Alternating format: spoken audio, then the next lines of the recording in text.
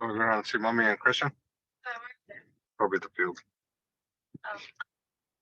Practice is over already. No, remember it was 5:30 to 7. February is 7th? Yeah. So wouldn't they be here already? They're just cleaning up, buddy.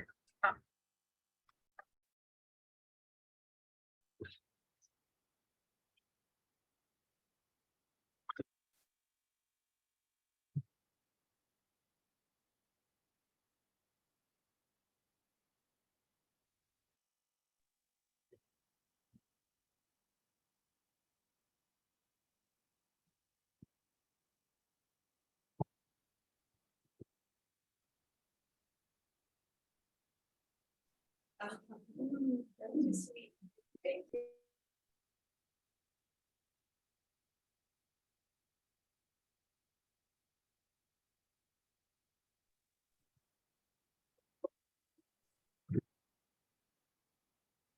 Hello, everyone. Thank you for joining us today. I'm going to call this meeting to order at 7:04 p.m. All rise. I pledge allegiance to the flag of the United States of America and to the republic for which it stands, one nation under God, indivisible, with liberty and justice.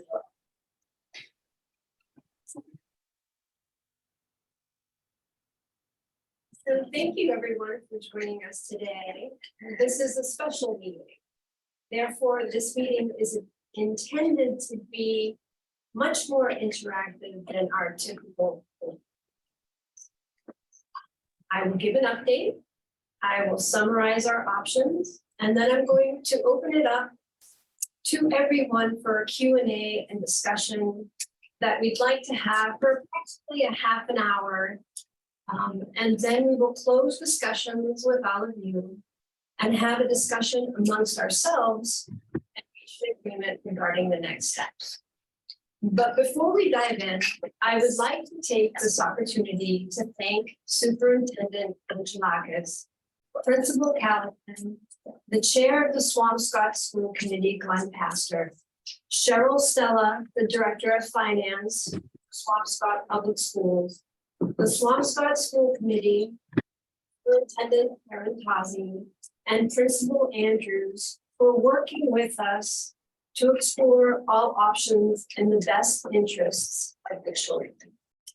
I would also like to thank Mrs. Kovas, Mrs. Rademacher, and Mr. LaRue for sharing their thoughts regarding the pros and cons of teaching small class size. I want to share a few of these pros and cons with all of you as it gives us our teachers' perspective. So for Mrs. Kovas, positives. The ability to construct a curriculum to meet standards and simultaneously capitalize on the individual interests of the group.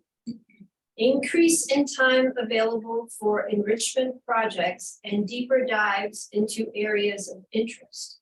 Increased time available for one-on-one conferencing for clarification of concepts, remediation work, feedback, and interaction with enrichment tasks. A small group encourages students to share their ideas as each is more comfortable with expressing opinions and asking questions, which builds confidence and the ability to self-advocate. Customize the curriculum based on learning styles. From Mrs. Rademacher, pros of a small class size. Easier to detect students who may need intervention or SPED services, special education. Can spend more time working with each student. Can better identify and tackle areas where students are struggling. Students can learn faster and progress through the material quicker, leaving more time to go into depth on topics. From Mr. LaRue, the instruction is more personalized, more intensive, because students' needs are more easily identified and there is more of an opportunity to respond to each student's needs. It's easier to push students who have mastered skills and differentiate learning. It is much easier to build personal relationships with students in smaller groups. I have found building relationships and making connections with students needs to happen before learning can take place. Students feel less risk in taking chances in class when offering answers out loud or participating in class in a small group setting. Now let's get a little bit into the cons of small class sizes. Negatives from Mrs. Kovas. Limited social opportunities for students to find peers with like interests. Certain large group activities are difficult. From Mrs. Rademacher, options for grouping are limited if some students don't work well together. We were able to partially fix this by combining grade levels for snack and reading groups. Cons from Mr. LaRue. It limits social interaction in both social and academic settings. Collaboration and cooperation are social skills that are learned and practiced through social interaction in the classroom. Now, there were a few more comments, but I didn't read them all, but I'm happy to share them with anyone that would like the full comprehensive list. So I ask that we do not forget these pros and cons as we discuss options. So last Thursday, I think all of you are aware that the Swampscott School Committee met and discussed the terms of a potential agreement with Nahant. There was a tremendous amount of work that went on behind the scenes to get us to this point. I really appreciate everyone's patience. So the Swampscott School Committee did not vote last Thursday, but they came to an agreement on the following points. The first is the per pupil expenditure of $16,897.70 per student. In other words, this is the tuition that Nahant would pay Swampscott for each student enrolled. The second point they reached an agreement upon is that the cost would be spread over the life of the existing agreement. For those that are not aware, we're currently in a 5-year agreement with Swampscott. We will be entering the second year this fall of the 5-year term. And the third point that they agreed upon is that for Nahant students that are enrolled in other schools, so we have many that are in charter, that are in private and parochial schools, or anyone that might move into Nahant, that enroll in Swampscott as of October 1st, the cost of that tuition would be paid in the following year. So what does this mean financially to our school and community if we were to move forward with an agreement with Swampscott? So if the number of Nahant students does not change, and we were to send only our incoming 6th grade, the minimum cost would be $84,489. The maximum, assuming that we don't have anyone moving into the community or moving out, would be $219,670. If we were to send the incoming grades 5 and 6 over, the minimum cost would be $321,056, and the maximum cost would be $591,420. If we were to send grade 6, both the incoming grade 6 and grade 5 going into grade 6 in the 2024-2025 school year, the minimum cost would be $202,772, and the maximum would be $405,545. So in addition to the cost of tuition, Principal Callaghan strongly recommends that a school bus monitor is on the school buses. He's particularly concerned of these younger grades being on a school bus without a bus monitor, so that people know we have a contract with the Healy Bus Company. The Healy Bus Company does not provide school bus monitors. That's something that we would have to bear as an additional cost. And that cost is approximately $14,400 per bus monitor. So lastly, I think it's also really important that everyone understands that grade 5 is housed in the middle school, okay? And the only reason it's housed in the middle school is because the elementary schools did not have capacity. Once this new elementary school is built, there is the possibility that grade 5 could move back to the elementary school. So now that we have feedback from the parents, the guardians, the teachers, and we know what Swampscott's proposal is, we have a decision to make. And I look at it as having several options. The first is that we send the incoming 6th grade, but we modify Swampscott's proposal. I would like to earmark tuition to be used for the middle school also. I would also like to add that we have the right to extend the agreement for the 2024-2025 school year with the same terms and conditions, as it gives us the option of sending grade 6 in the 2024-2025 school year to Swampscott if enrollment numbers continue to be so low. Option 2 is to hire another teacher and keep grades 5 and 6 separate and come up with innovative ways to increase social interaction amongst all students at the Johnson Elementary School.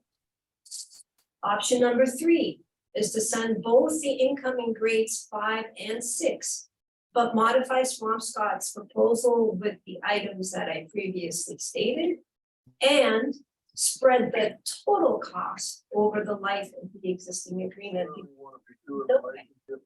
That forward, without spreading the cost. No, Can you guys please mute? yourselves, thank you. No. Can you guys mute yourselves, please? Thank you.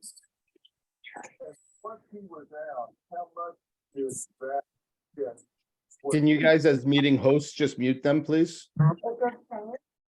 Yeah, so. Okay,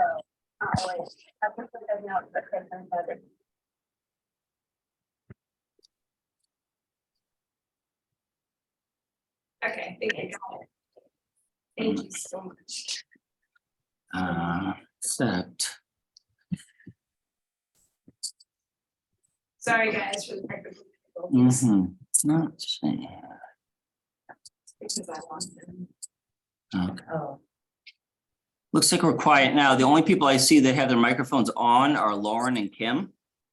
And Anthony doesn't say. So if those folks could mute themselves, we'd appreciate it.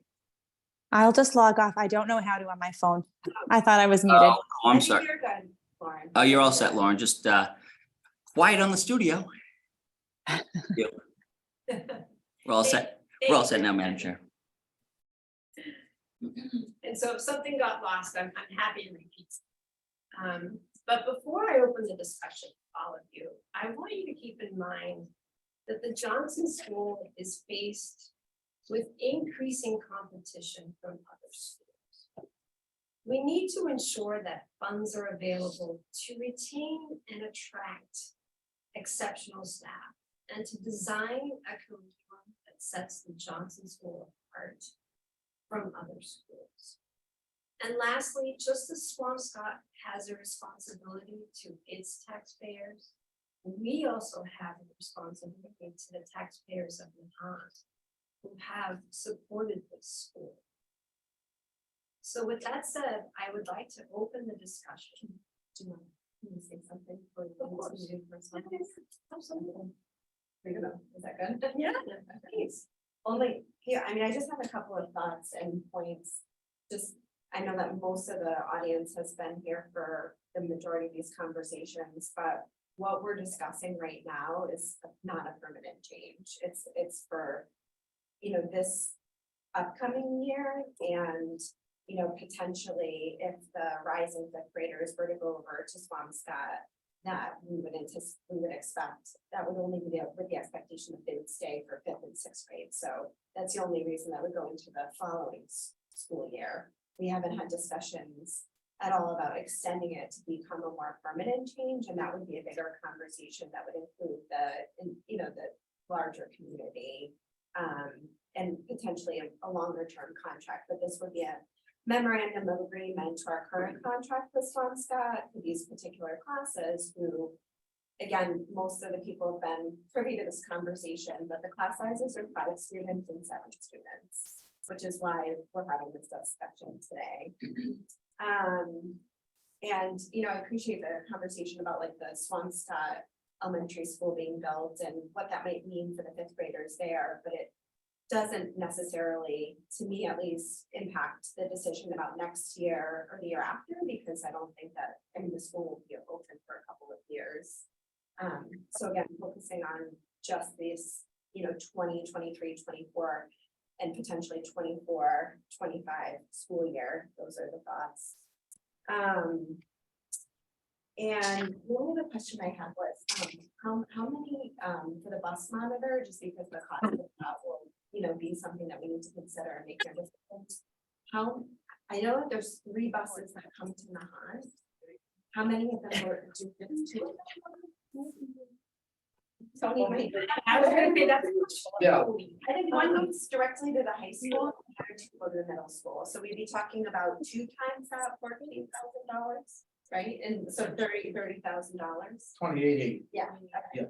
Madam Chair, if I may, one of the thoughts I had in preparing for this evening is that if in fact did add either the sixth graders or the fifth and sixth graders to the student who go to Swampscott, that I would work with the Healy Bus Company. It may be in the best interest of the students to separate the grade levels by some artificial means so that they would not ride the bus at the same time or the same bus. That may be able to get the monitor to 1 versus 2. I'm not sure. But it's $14,400 for an 180-day school year per monitor. The real problem is finding a monitor. If you remember earlier in the school year, we posted for one. We asked the bus companies and we asked Swampscott to find us, and we had 0 interest. The other possibility is, as part of the school committee's decision, we could look for a parent of a 6th grader, if it's the 6th grade going over, or the 5th or 6th grade parent to ride the bus. And of course, then we could pay that person or they could volunteer. The town does have a volunteer program where your taxes are reduced. I don't know if the Board of Selectmen would be interested in giving that reduction for that kind of a volunteer activity. But there's a couple of ways we could go about it. And you're talking about buses, just considering if both grades did go over, would that require us to have another bus? Is the volume of children? Oh, no. Yeah. The one thing we have on our school buses is capacity. Yeah, yeah. On a good day, there's about 10 students riding the bus, unless it's snowing, then they fill up a little bit. No, we, capacity we have. Madam Chair, if I may, and first let me apologize, I had some technical difficulties getting into the meeting today. So apology for my tardiness and superintendent members. I want to just weigh on the volunteer piece. In my experience, it's easier to get volunteers for activities that are somehow intrinsically rewarding.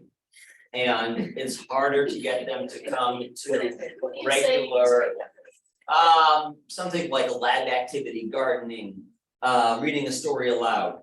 Yeah, of course. And then also it's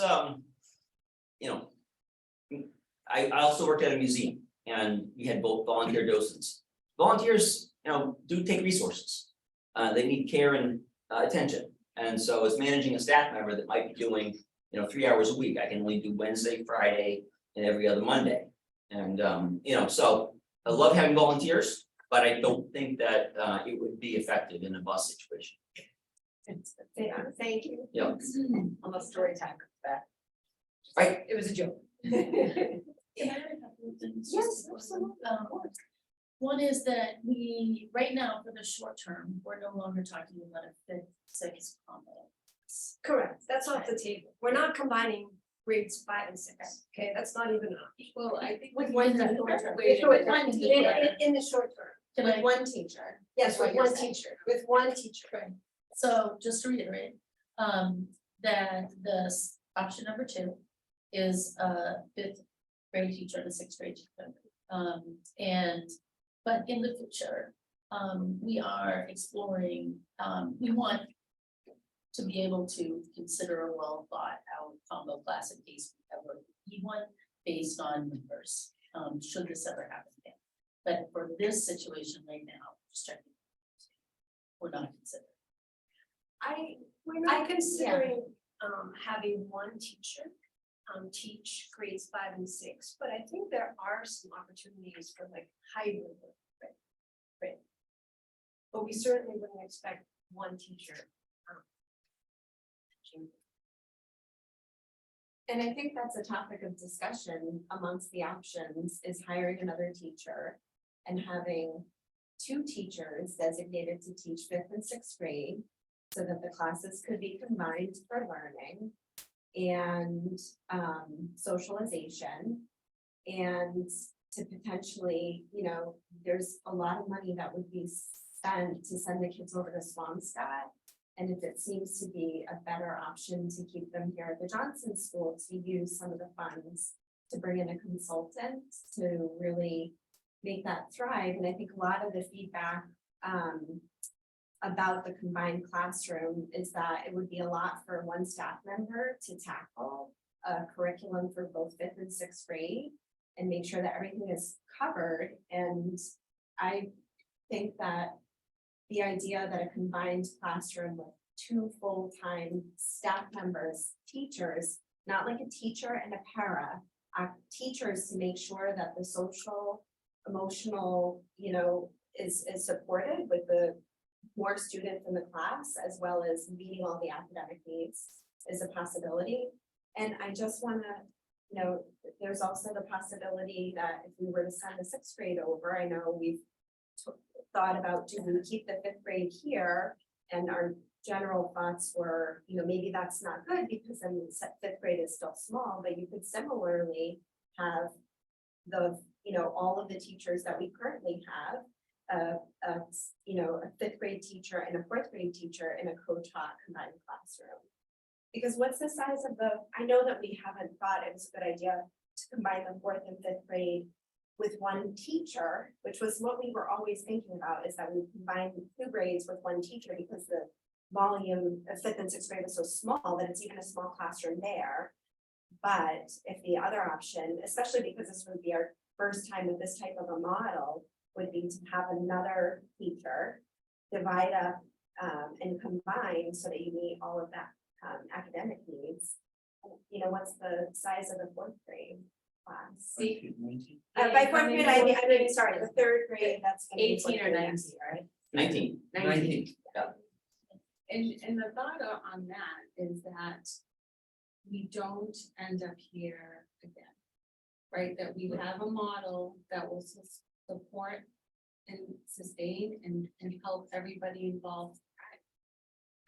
Because we can't pick and choose all of the time, like, okay, there's gonna be X number of children in the 2nd grade. Well, guess what? We don't have that. So now we have to figure out how we're gonna support these kids, and we really should be supporting them all along in this model. And I do think reading is the standard here, and looking at how the school handles reading groups. They combine children with similar levels, and they're constantly evaluating them to move them to the appropriate space that they need to be. And I see that model being successful for our school. So that would be considerate of that one. I don't wanna pre-talk this and, you know, before we get to community correspondence, but I think another thing that we're considering is that right now, this is a little bit of an unprecedented time for us, at least the last bit of years. Well, we want to be able to pivot and have some real strength in place. That with these tiny class sizes, we have to take into account what is gonna be best for kids in terms of their socialization, their social emotional needs.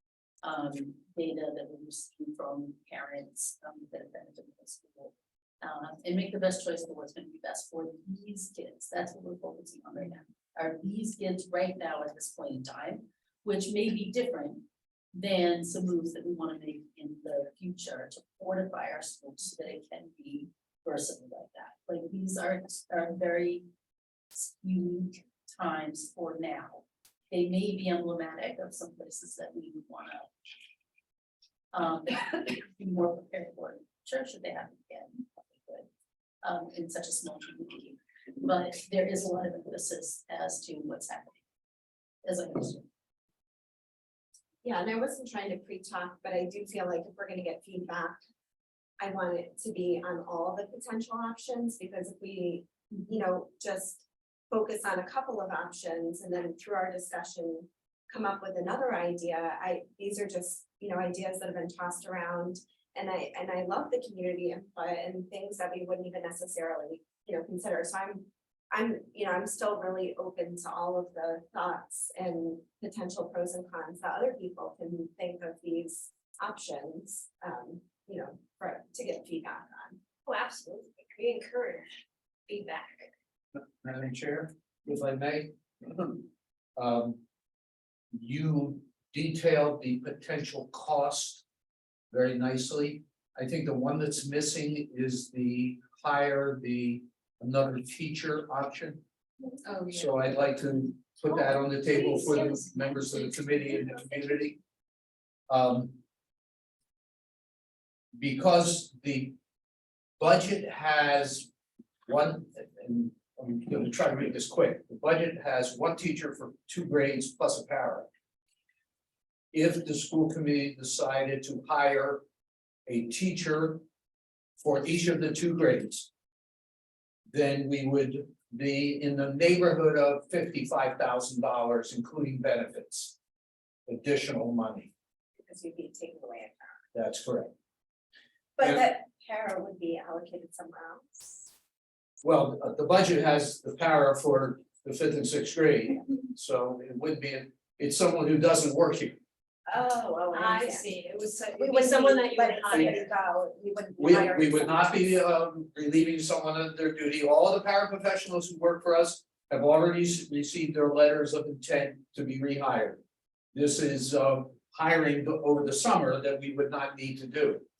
So as superintendent, I supervise the hiring process, and then the principal determines where, and the director of special education, if it's a special education paraprofessional, decide who works where based on their skill set. So it's about 55,000. So that's just, I thought that was important. Thank you. Thank you. Absolutely. Very- Any other? That said, I will open it up for discussion. So please raise your hand and state your name and your full address. If you would like to share. And we are gonna try and time bound this in fairness, for everyone to be able to speak. So if you could keep it to about 3 minutes per person, that would be most. And we're not gonna respond to the comments that are being made. We don't wanna promote a dialogue, but we'll be taking notes and addressing anybody's concerns. Right. Are we tagging people? Yeah. Good. Yes. Ann Manady, 122 Wilson Road, and I will speak very quickly. First of all, I want to thank you all so much for all the hard work that you're putting in. I just came as a parent of 2 Johnson School graduates and a current 2nd grader to voice my support for the current team that's at the school. And the flip side of this coin is that if we send 5th and 6th grade, the current 5th and 6th grade to the middle school in Wampscott, we're also probably looking at losing 2 teachers and on our staff, and we have a phenomenal staff. We're not gonna have any. Sorry. No teachers would be lost if both grades were sent over. Really stick with. Yes, we'll stick with our. Okay, sorry. Okay, so I'll retract that statement then. And I want to share that a new family has moved into town, and that they currently have a 5th grader that is in Swampscott Middle School. And I was personally told by the mother that when they were driving around Nahant, the girl saw the Johnson School and said, "What's that?" And her mom explained that it was an elementary school up to 6th grade. And she said, "Can I go to school there next year?" So that is anecdotal, but as you know, with the numbers currently as they are, every person counts, right? So that is another student that has moved into town this month. And I also wanted to share a statement from my daughter, Gabby Manady. She couldn't be here today because she's studying for a biology final. She's a ninth grader at Swampscott High School, and this is, I told her I was coming today, and she wrote this up because she couldn't be here. She said, moving the fifth and sixth graders does not only affect the 2023 and 2024 school year, but it will possibly affect all of the future Nahant fifth and sixth graders. Going to the Johnson School all the way through sixth grade allowed me to build connections and relationships through the use of small classes. At Swampscott, it would be entirely different, as getting classes with your Nahant friends is not guaranteed. I think it's extremely important to keep the Nahant fifth and sixth grade classes because my sister Greta is one of the future ones. In the fifth and sixth grade at Johnson, you get opportunities you wouldn't receive at Swampscott, including Ferry Beach, the Gettysburg Address, the Lowlands Math Award, and the Patsy Buka Science Award, and also presidential awards. Please consider my statement and don't only think of next year's Nahant fifth and sixth graders, but the future generations as well.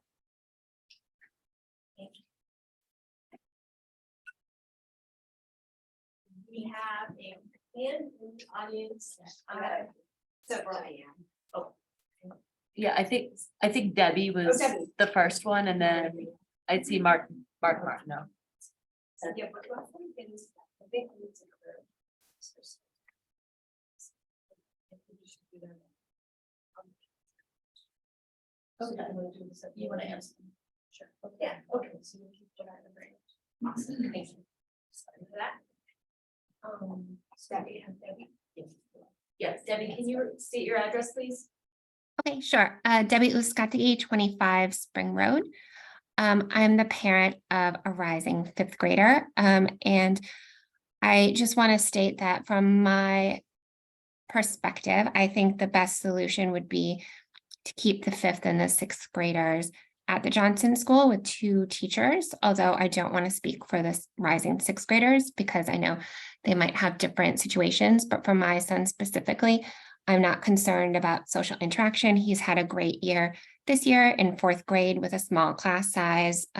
So I'm really not concerned about that. I'm just really concerned about his education and the curriculum. So I think having a teacher dedicated to the grade is the best solution for him.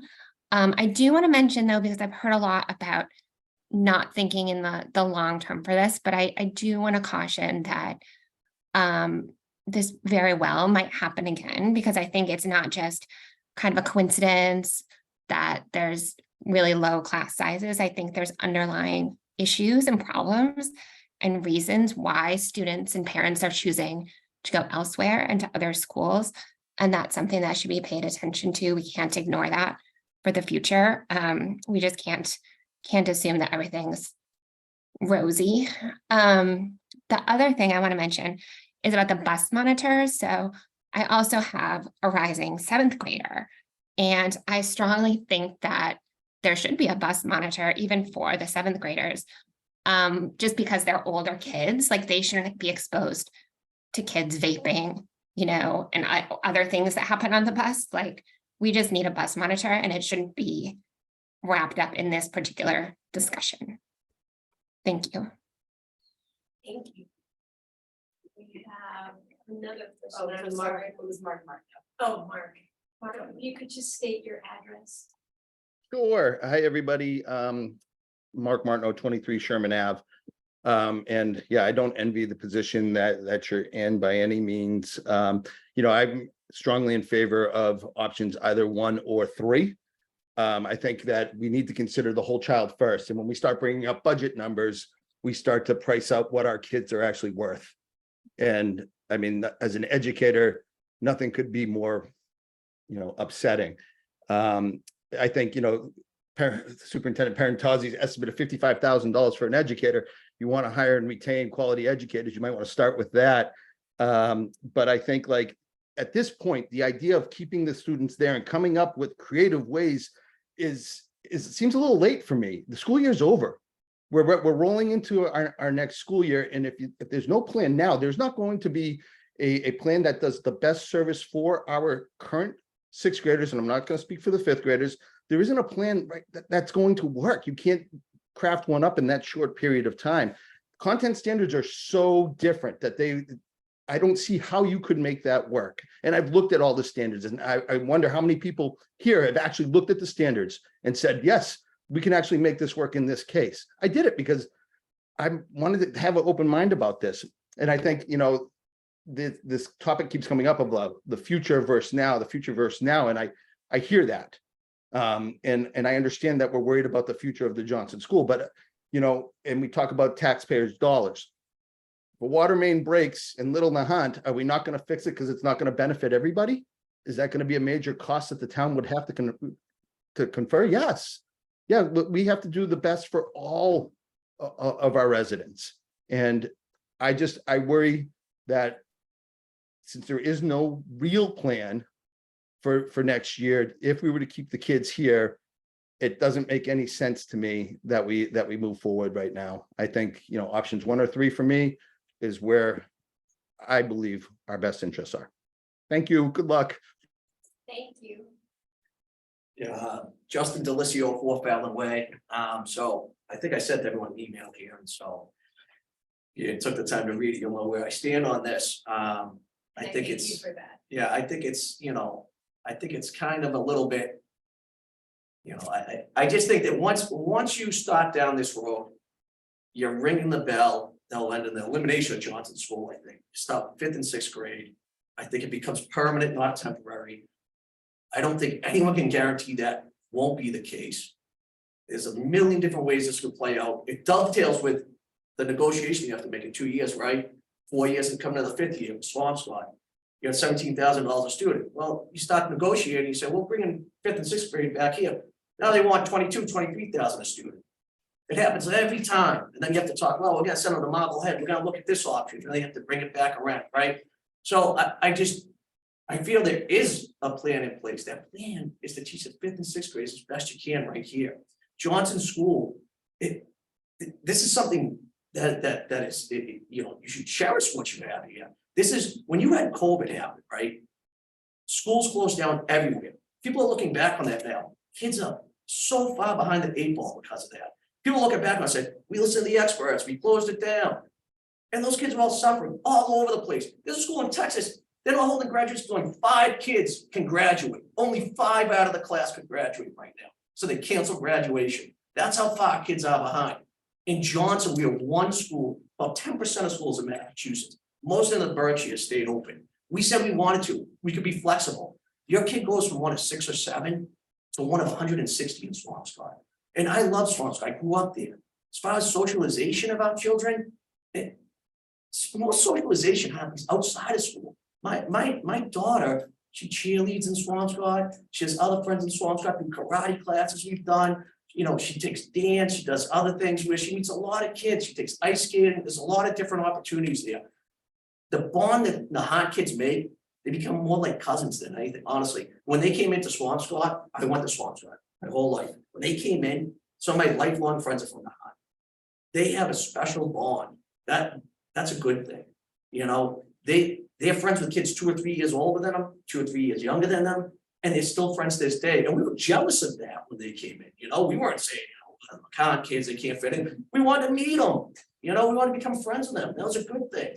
You know, and I just think that once you start down this path, you don't unring the bell. And that's the problem I really have with it, is that you sacrifice the future of everyone here. I just would speak real quickly. I think you do have to consider the costs. There's major costs. I don't think the community at large has any idea this is going on. Most parents with kids in school have no clue. I found out through the item. I've heard whispers about it, but you know, it wasn't in the Johnson School newsletter that I saw. It wasn't anything else. It wasn't anything sent home. I had no idea this was going on. You know, I don't think many are watching tonight. You know, but when you get into it, you have property tax prices. You know, tied into this. You tied into it. You also have property values that can be tied in. I understand. You know. Fairness keeps the time. But that's fine, you know, but I think you do have to, It's my turn to talk. really firmly, you know, consider, so you can, Your time's up. yeah, that's fine. Okay, this is Christian Martin from Two Castle Way. I understand about, you know, ideally, you can generate great friendships. I I've been here long enough that I've seen a lot of great stories of kids that have been friends with the kids that they went to school here with at the Johnson School. They're all like graduating now. I give out scholarships. I meet them, I see them all at, when they come back to do their to get the scholarships during the 6th grade graduation. I keep seeing that, and I think it's great, and it's one of the things that brought me here. And I appreciate all the things that people said about, keeping it here. One of the things that has happened over time in this particular case is that sunshine kind of, like that fire slowly went out. There are no kids for Henry to really have these everlasting relationships with, because there's like 3 or 4 boys. And one of the things that happens when I'm sure you've had like 3 kids play together, it turns into 2 against 1. Like it's not a normal social interaction for the kids. And one of the things I even ran into with the teacher during conference is that it's actually very hard to have like any degree of formality, and the behavior actually erodes because they're all calling out, because it feels like you're not sitting at the dining room table, you're sitting at the breakfast nook. And sometimes it's actually hard to keep order in that small classroom and take care of the more formal things. The mixed time can be tough too for the younger class. That was another thing. My son didn't cut his hair because he wanted to cut his hair. He cut his hair because the older kids called him a girl over and over again until he cut his hair. And then they made fun of him for something else. So that's, there's been problems with that as well. That gets kind of old. And he does socialize, he plays on 2 baseball teams. He does all kinds of stuff. But finally, it was just, I didn't understand that it would affect future classes. I thought that you were saying this was just for 1 or 2 years as a spot fix. So I just wanted to bring that up again in case there was any confusion on that. And that's really it. Thank you. Yeah. Is there anyone else virtually that would like to speak? Lauren Sherlock, 7 Nails Road, asked, would you please post in the chat the cost per pupil for 6th grade to go to Swampscott, and also for 5th and 6th. I realize it was stated, but it would be helpful to have them posted. If you would like this chair, I can put it in the-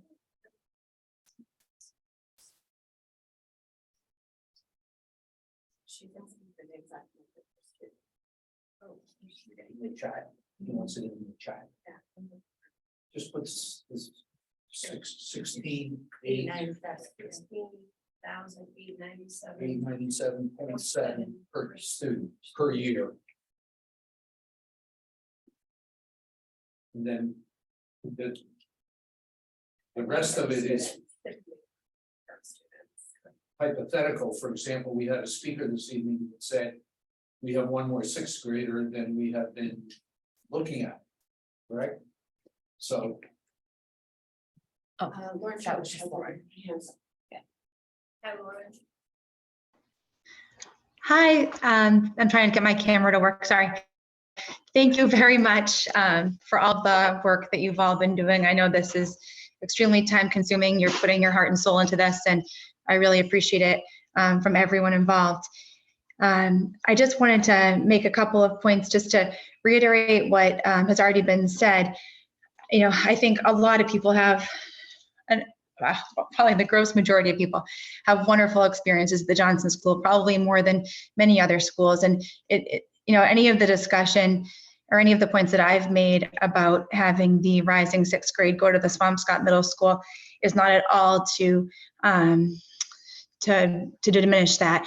I think, my family has been very fortunate. I've been very grateful. My kids have been very grateful to go to the Johnson School, and I hope it continues to flourish. The rising 6th grade is an extraordinarily small cohort of students, as we've all discussed. And, next year, there'll be 5 to 6 kids that we know of. So it's very small. So I would just like to reiterate that, for social emotional growth, but also for, intellectual growth for students in a classroom, either some kind of a more cohesive plan to integrate more kids among multiple grade levels, to get more conversations going in classrooms and such, would probably need to be developed if the kids stay. And consideration of sending these kids, just like other people have said, needs to really be made despite the cost. Because just like I think it was Mark who mentioned, you know, if a pipe bursts in one neighborhood, we fix it, even if it doesn't affect someone else. So I think, you know, having some level of caution when it comes to, you know, being budget savvy and being really mindful of the needs of this rising class, you know, would be really appreciated. The other piece is just that the bus monitor comment. So I realized Mr. Kalishman had suggested a bus monitor, especially if the 5th and 6th graders are riding the bus. I definitely don't disagree, but as I had brought to a school committee at a previous meeting, Mr. Kalishman also recommends a bus monitor very strongly for all of the middle school students who go to Swampscott currently. We're the only school, the only bus, you know, in the area that does not have a monitor. So I would like to raise that again, not as it pertains to this discussion, but just, I think this is an ongoing important issue, and I can raise it in the school committee meeting, but I think our kids are in need of that anyway for safety. Thank you. Is there anyone else? Am I allowed to speak as a teacher? I'm not a Nahant resident. So question, no. Yeah. Oh, you're. Something to share. Hi, welcome. Okay, my name's Scott Bullock. I'm a new music teacher here and I love it. Yeah.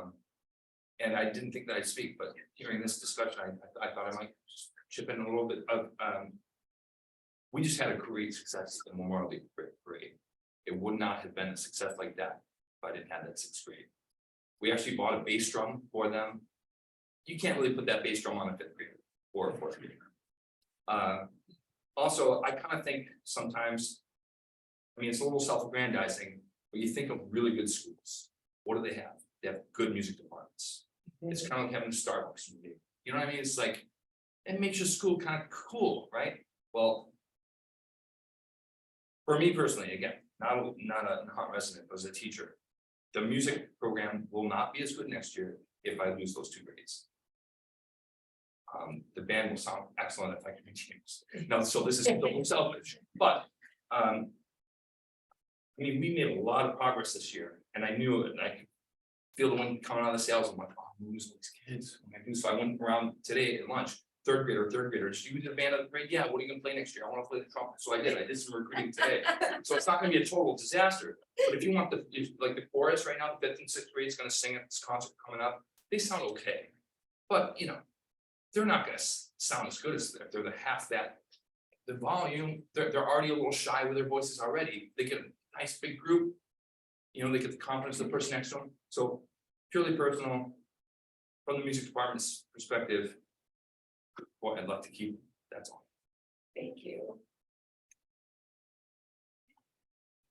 Once more, I'm gonna ask if there are any other comments, and if not, then I'm gonna close this discussion permanently. And just for a reminder for participants that once the community correspondence is closed, no other correspondence from the community is accepted. I hope you respect the fact that we do need time to talk amongst ourselves about what the best options are. We are really limited with laws that we have to follow. We cannot discuss this matter outside of ourselves here.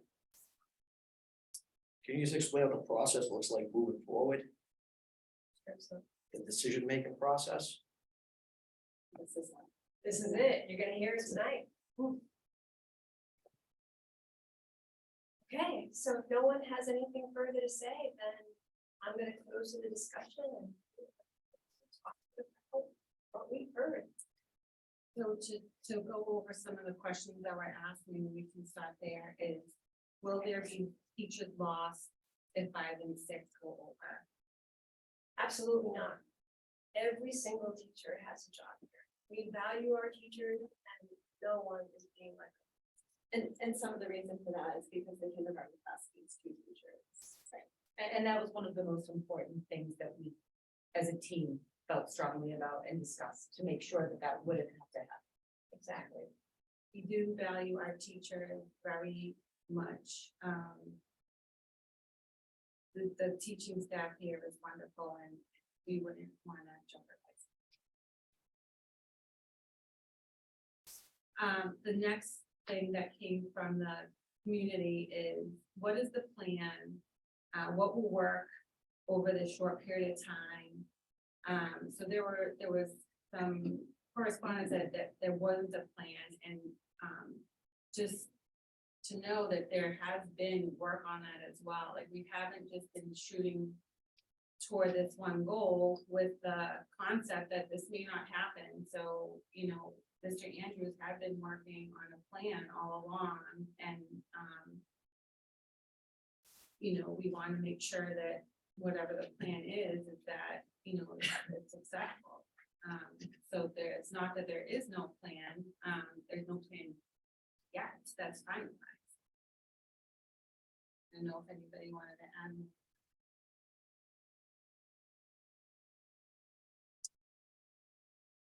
The next thing was to reiterate that any decision for these 5th and 6th graders is the decision now. With these class sizes being so small has been the concern.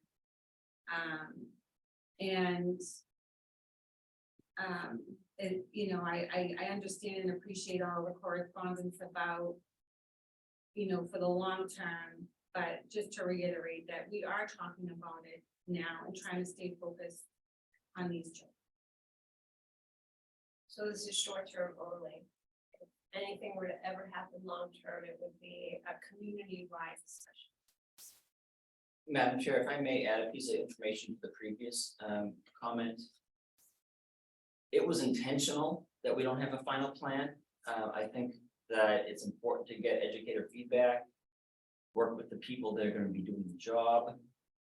You don't, you know, plan a whole enzyme production line on your own as a manager. You work with the people that are professionals in the area.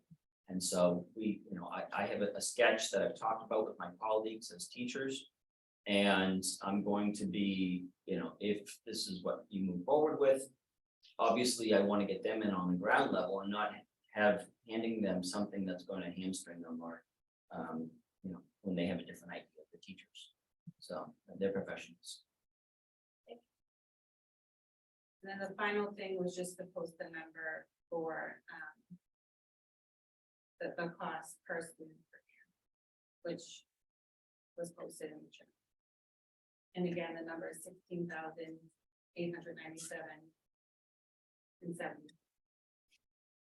Yes, and so that everybody knows, our starting point for negotiations was at $19,190. Their starting point.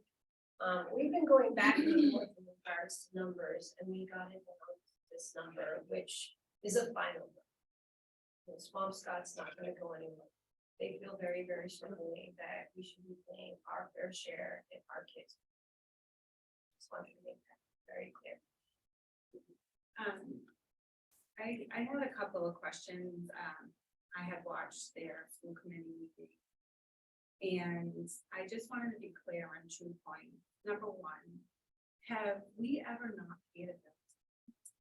We have always, to my knowledge, have paid all of our bills, and we entered into this agreement in the year 1983.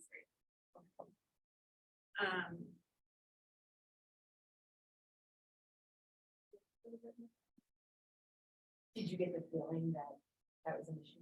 They said it was an issue. No, They said, well, what if they don't pay their bill? Yes, they didn't say they haven't paid their No, bill. but The I question was what if just they don't? curious, like, did Where that did ever that happen? Like, why was that not Yeah, done? You know, why was that? So I was like, oh, did we not pay them? But I just No. wanted to be clear. Madam Chair, as a matter of fact, if I may insert, there was 1 year where there was a change of business official in Swampscott and we didn't get a bill. So I called and said, where's the bills? And as soon as we got the invoices, we paid them. Can I just, I think it's helpful, definitely for me and possibly for others in listening tonight, just to be reminded of the current enrollment for the rising fifth and sixth graders as of right now. So my understanding, and please correct me if I'm wrong, that we have, that we will have 5 incoming grade 6. And that we will have 7 incoming grade. As far as we know. I see the superintendent. That, there's no other change besides what we heard on the. Oh, Um, But in That I'm terms aware of of. like, Yeah, so the current enrollment in the 4th grade is 9. We expect once. One right to left, we're. It's, that's right, it's 8. You know, we did, It a is. student already left, that's right. And the current enrollment in the 6th grade is 6. But we expect one student, we have been informed, will be going to parochial school. in the rising six. And then, and you expect the rising fifth to go down by 1 to 7? Yes. Okay, Yes, and then there's, you've heard something, but we don't know this. Whether it's not, if there's a new student. Okay. One more detail, if I may, Madam Chair, the student that will be in the rising fifth, that's not going to be there, will be returning as a 6th grader. right. Family has expressed that as well. Projected. And Madam Chair, if I could talk about enrollment just very briefly, this will be very quick.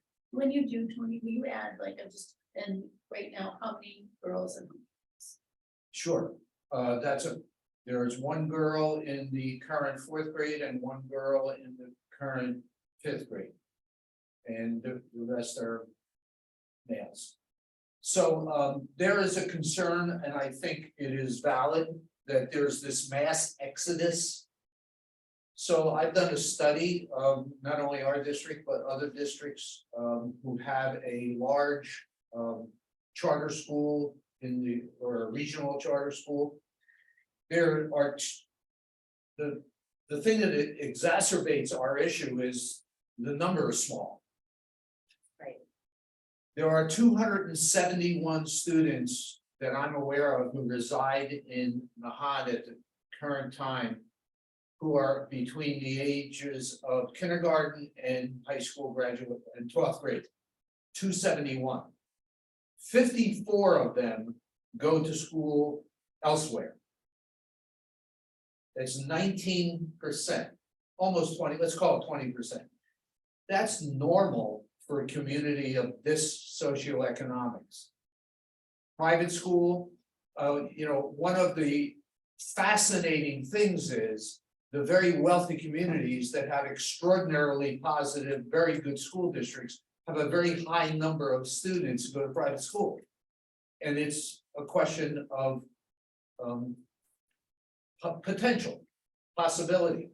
I spent 15 years in Scarsdale, New York, which is often thought of as one of the top 10 public school systems in the country. So good that they don't do AP courses because their own honors courses are thought by the Ivy League schools to be more of an indicator of academic success in high school. They had about 30% of their students in private school. So it's not always about the school. As a matter of fact, I could go parent by parent because we do a survey, we ask them why. Lots of times it has to do with other things. So I wanted to say that because I wanted the members of the community not to have this perception that there's this mass erosion of student numbers. Quite the opposite. The vast percentage of parents, as you heard from some this evening, are very, very happy with the education. We're in the 79th percentile on the MCAS. Much higher than the middle school in Swampscott. So there is an academic quality here. And I want to thank the principal and our teachers for that. But there are things we can't do because we're real small. And I guess It depends on your perspective. You know, as we heard from one parent, it's the academics, that's what I care about. We also heard from another about the social elements. So there's this, we can only do so much with the number of students. We are thrilled to know that, you know, we have a new band instructor and a music instructor who is getting us back where we were before COVID. And thank you for giving me that opportunity to speak. I just want to add, I watched the parade next to the band. And everybody was so happy to hear that we had it. Yeah. It was just so nice. And they were so exciting, you know, it was just one added thing that just made everybody a little bit more.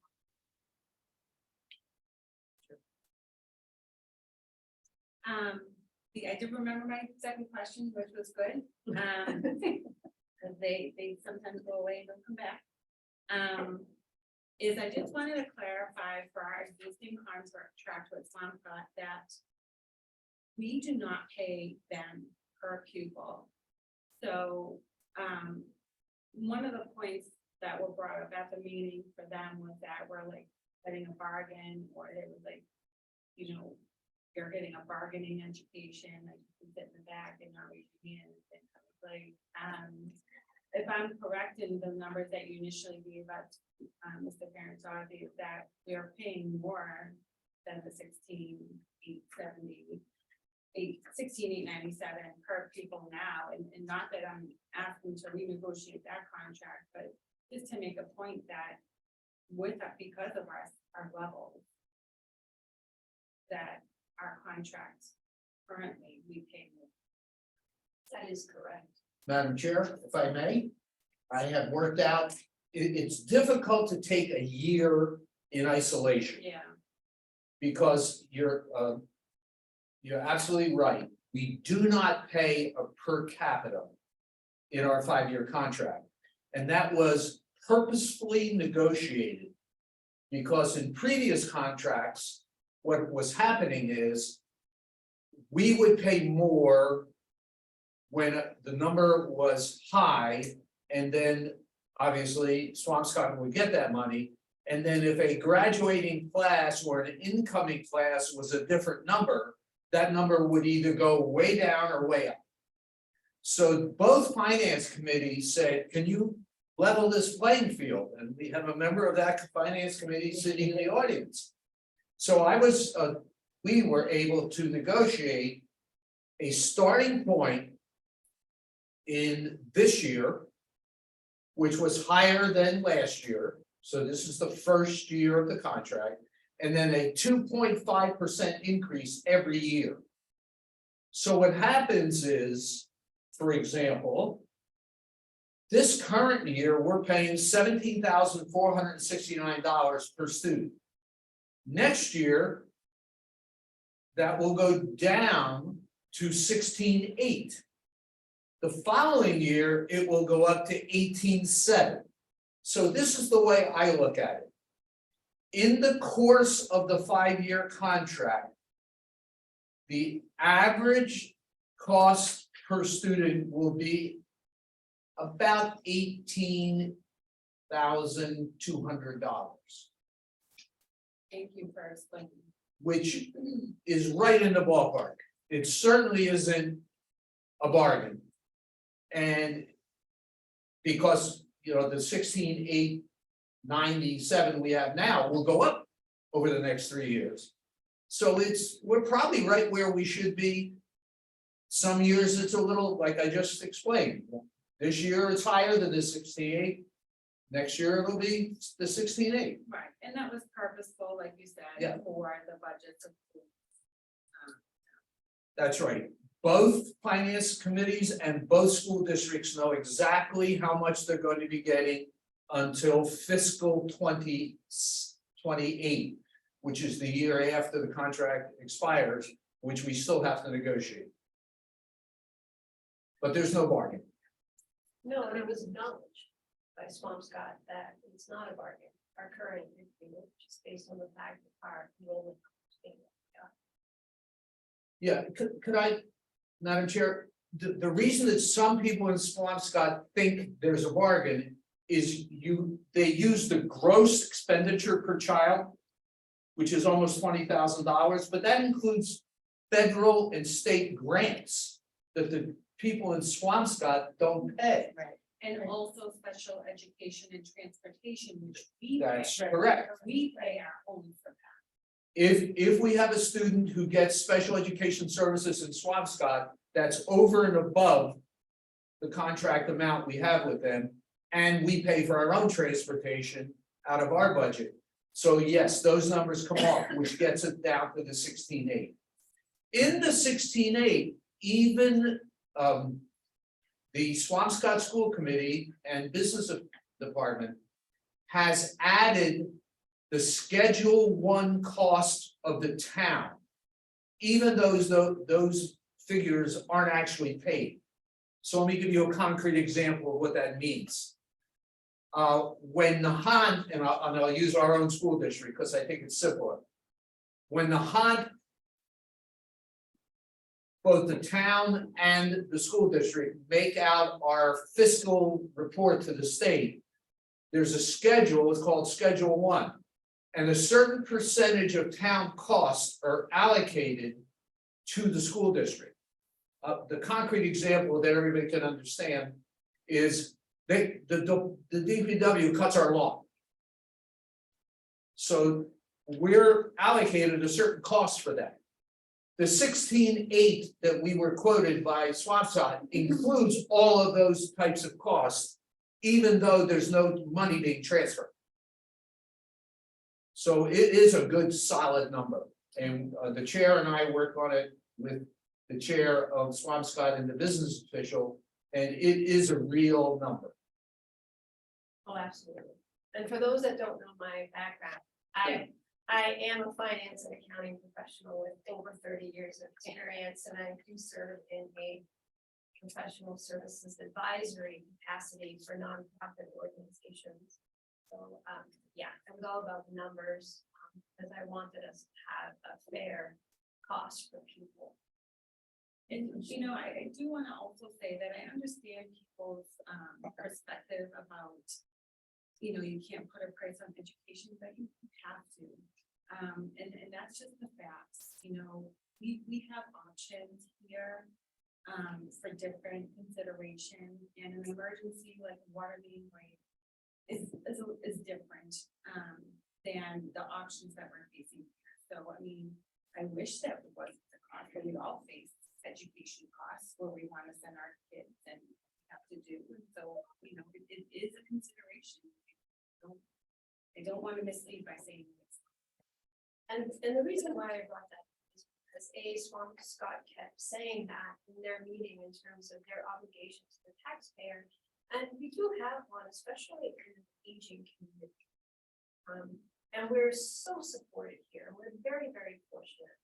And the community wants our school to be here, and we don't want our school to be here. So I don't want anyone to think that we're not putting the kids first. We are, but we also have to balance it from a financial perspective. And we want to ensure that there's enough funding to support all of the grades, all of the teachers. We want to be able to retain our teachers, attract new talent to, and design curriculums that will be cutting edge. We really want to make the school just be the best that it can be. So let me ask a question about that though, because I want to make sure that we're not making it sound like that we don't have the dollars to send to, if we decide that we do think it's in the best interest of this fifth grade and this sixth grade, do we have the dollars to be able to send them there and protect the integrity of the school as it exists right now? Because my understanding is we work through that. Right, but I think that part of the challenge is that we're not at a solid number for a total amount. So whether it's, 5 students at, this cost per student, if we're not locked in at that number. And I think that's, a really big concern. And then beyond that, it essentially would be to our knowledge, best knowledge, 20 students multiplied by that amount, because it would be 7 and 5, and then the following year 8, because those students that would go over to 5th grade would go for 6th grade. And so that could potentially change. And I mean, I would say that's probably one of my biggest concerns, is that it's a really potentially volatile number. And the number is large to begin with. And, you know, and the potential number is kind of astronomical, to be honest with you, for the full amount. And I understand that we, you know, only have the information that we have right now, but we have a responsibility to all parties, to the students and their families, to the community, to the school, and what, you know, spending this amount of money would mean on the back end for the resources for our school. So although it sounds like we're making a decision based upon whether or not we're willing to pay this amount to support the students, we're also thinking about the students who will still exist at this school and will feel the effects of such a large spending. And it's just something that I can think about, you know. I mean, I don't think I speak alone, that this has been something that has, you know, taken every single moment of my downtime and thinking about and worrying about, and I completely understand that no decision that we're gonna make is gonna make everybody happy now in the future. But you know, it is all of the, you know, variables that we need to consider. But when we had talked, that feels like a departure from some of the conversations that we've had over at least the information that I feel like I've had over the last arc of a few weeks, where while we don't know what we don't know, right, in terms of numbers, definitely, that is a huge consideration for us, right?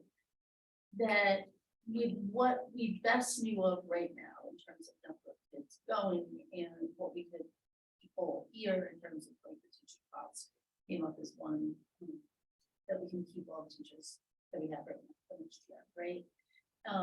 And that we pre-gamed, you know, 3 years out, right? That it would take to do this, the 5th and 6th grade going over, if that's the options that we chose, right? That we weren't talking about making,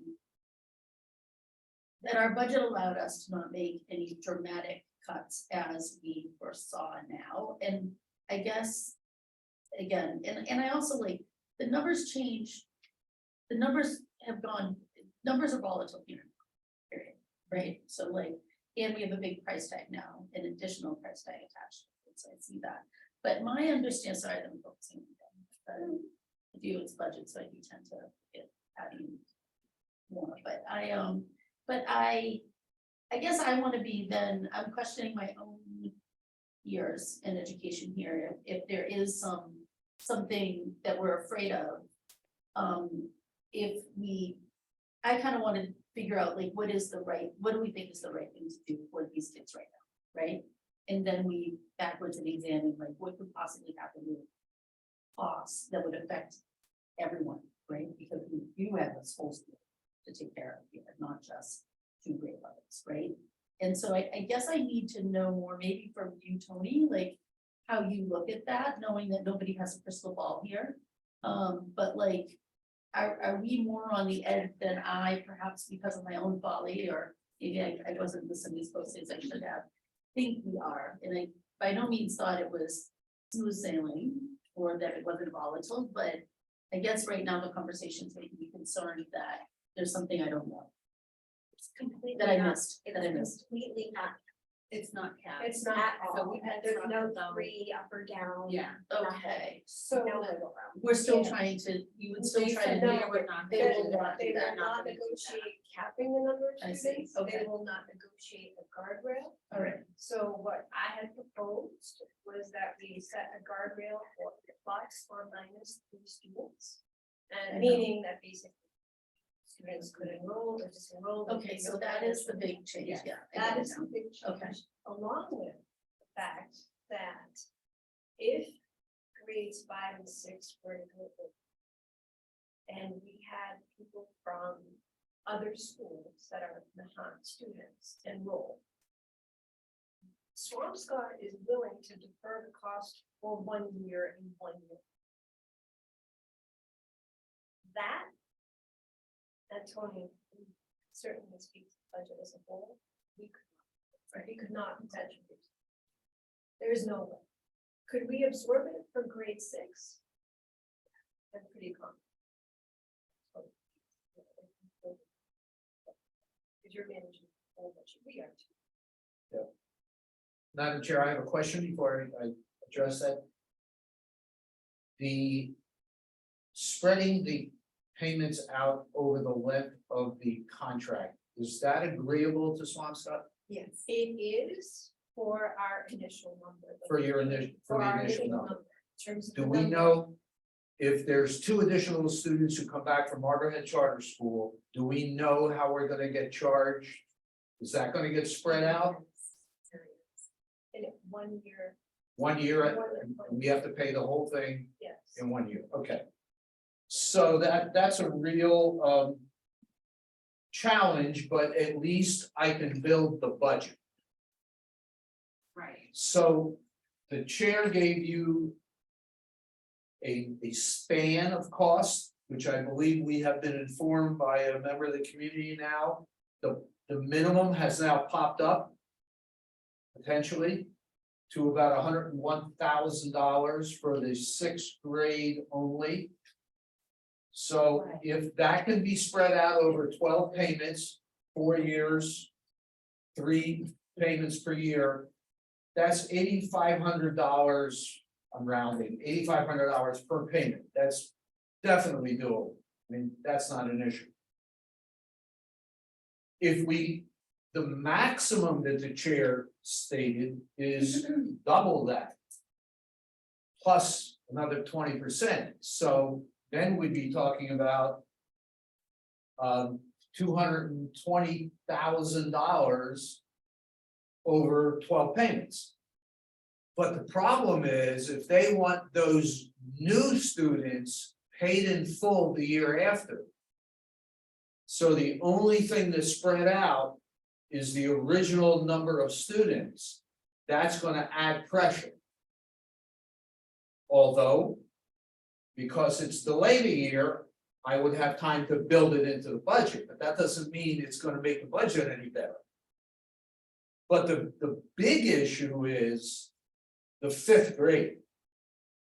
If you decide to send the 6th and the 5th grade, the number explodes for 2 reasons.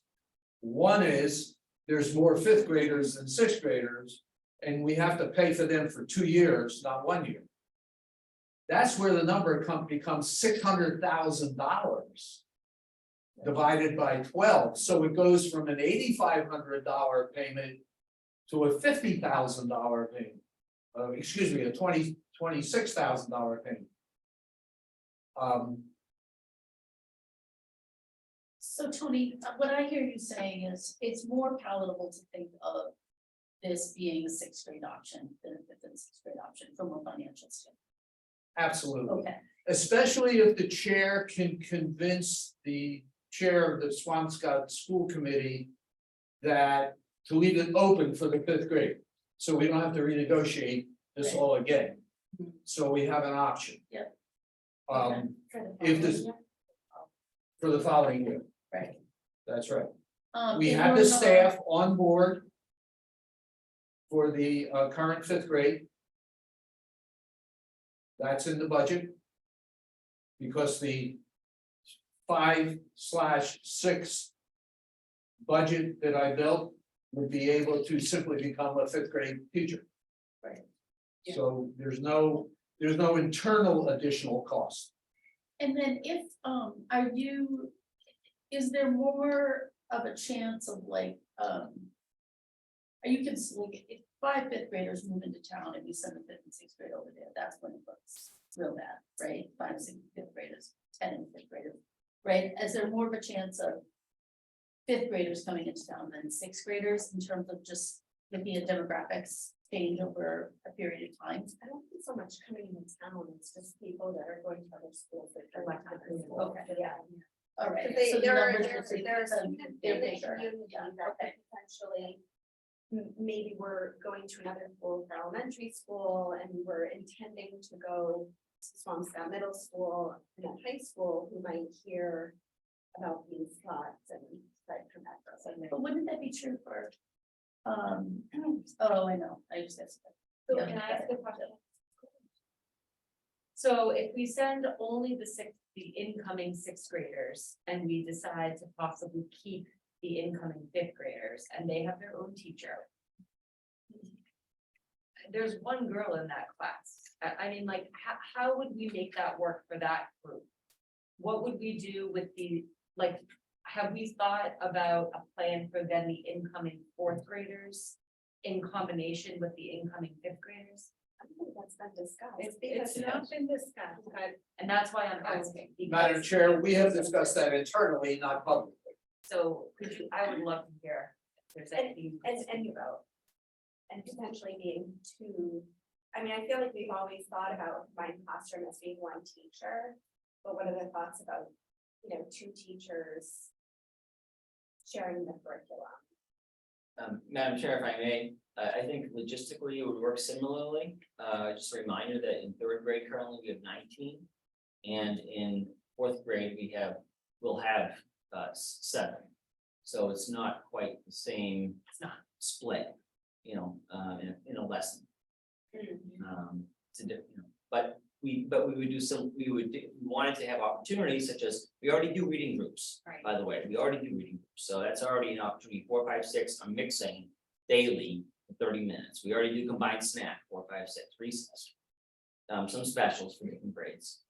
So, there's a lot of opportunities to socially mix, and students shouldn't be socializing during math class anyhow. That's when we're trying to, learn math, so, so they would be, separated again. And then, unless we want to level it. As far as I'm aware, the number for incoming fourth, it will be 18. Okay. But I think I'm just really trying to think, because I don't think we touched much on that option. Like, thinking if we decide to keep the fifth grade, incoming fifth graders and send only the incoming sixth graders, like what that would look like for keeping that fifth grade here, right? Like, they're the head honchos, they get to be the older kids, but like and let's call it 7, right? We think it's gonna be 7 kids. I'm just concerned about how that would play out for them. Yeah. And the incoming fourth grade is not a small class. And I wouldn't want it to affect that class either. Like, we have to be fair to the other kids as well. I agree with you. I'm talking out loud. like Yeah, that's- no, and I have gone all over the place, like, just to be fair. I Yeah. have been up and down this road. Yep. Over and over again.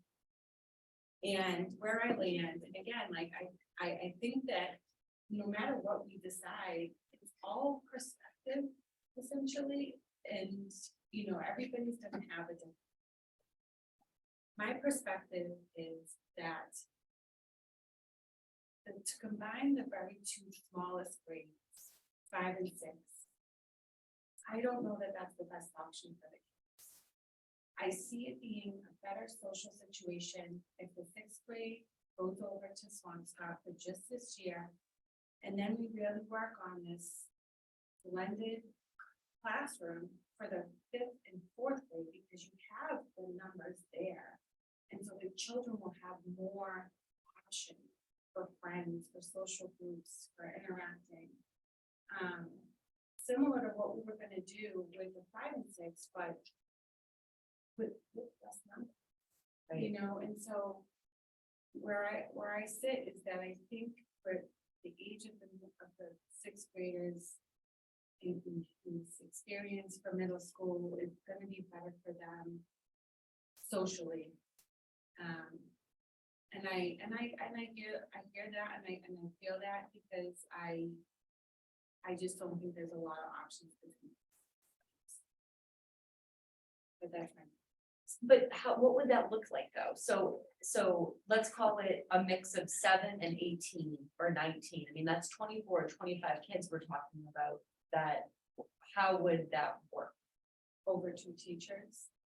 So the same, similar to what Mr. Andrews is saying now, is that they mix with reading groups and they would have. their Right. own- I don't, Madam Chair, with all due respect, I don't think we can answer that question right now because it's a new question. And it's based on a parameter that we weren't looking at. Right. We have the scheme, which could work with any 2 grades. I want to reiterate something. This is unique here. Yeah. Right. There are places in the world where multi-grade are normal, and they've been working for probably 70 years. It was, the alternative education movement in post-World War II, but the Montessori and Pascalasi movements in Europe, all have multi-grades, and they work well. I have taught for 3 years in a multi-grade middle school. It's not, it's not trying to walk on water. In Europe, they don't divide curriculum the way we do. It's done differently, and it's, there are those educators who think it may be advantageous to have different age groups, students together. Some of the materials I gave you to read, some of the researchers from Australia, New Zealand, Europe, the United States are suggesting that multi-grade groupings focus the education on the individual student more than on the curriculum, which obviously is a positive. We can do whatever you decide. We have to get cracking. There's no question. But, I made a call today to an expert that I think you gave me last week. And I'm waiting for a call back to have a consultant come in and work with us, so we can do it. Yeah, I think some of the concern is that it influences our decision in knowing that, we know what the path looks like if the students go over there. And we're considering, all of that. And so it is helpful for us to know what the path looks like for students, whether it's the rising 5th graders or the rising 6th and 5th graders to stay here. And I think a lot of our discussion has been around combining the classroom 5th and 6th with 1 teacher. So now we're discussing combining the classrooms to having 2 teachers or sending the 6th graders.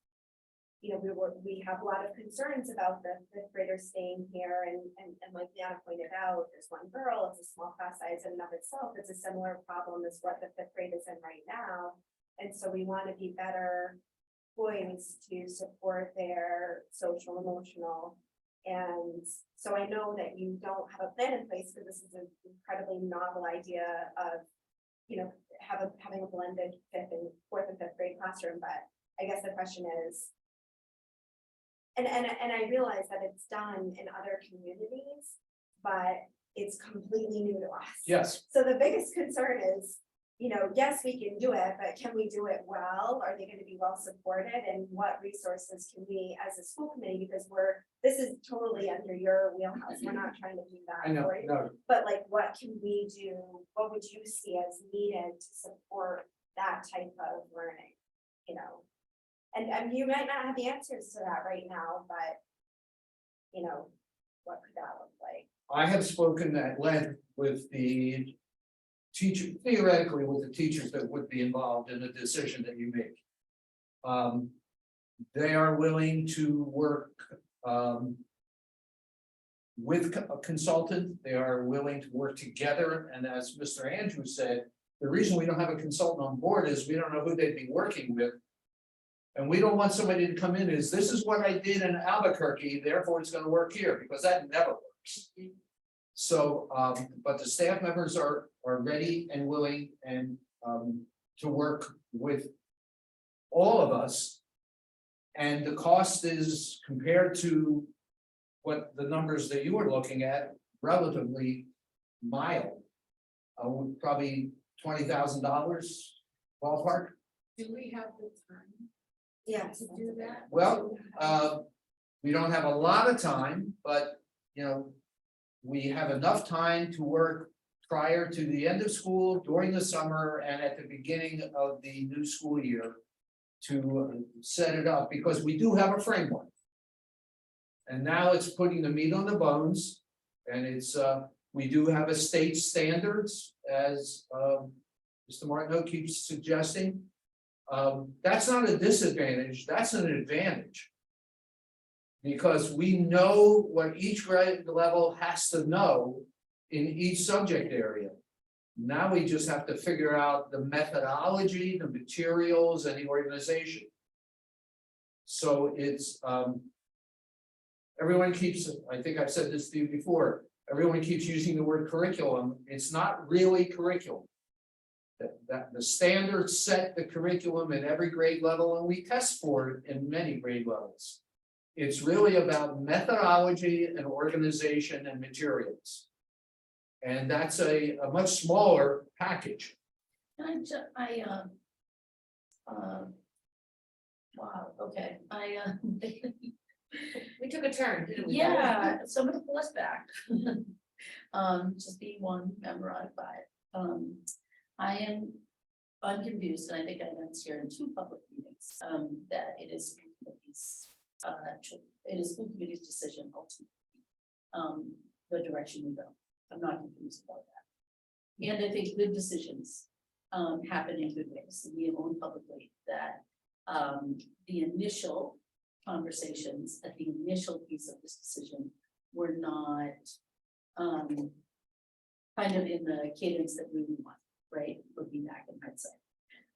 And that was around wanting to get parent input about potential pivots. The reason why good schools, and I think Tony, you back this up, that have had success at multi-grade classrooms or partnering to do a grade, or like you brought up Montessori, it's either baked in the sauce from inception, or they have had good rollouts where they got input from parents, public input from constituencies, so not just you know, check in with the teacher, but like, which is the first part of what you do, but then like an opportunity for teachers to have a good, rich, thoughtful process themselves as well, to do something that's going to be able to take root and being able to like get input and work this out, right?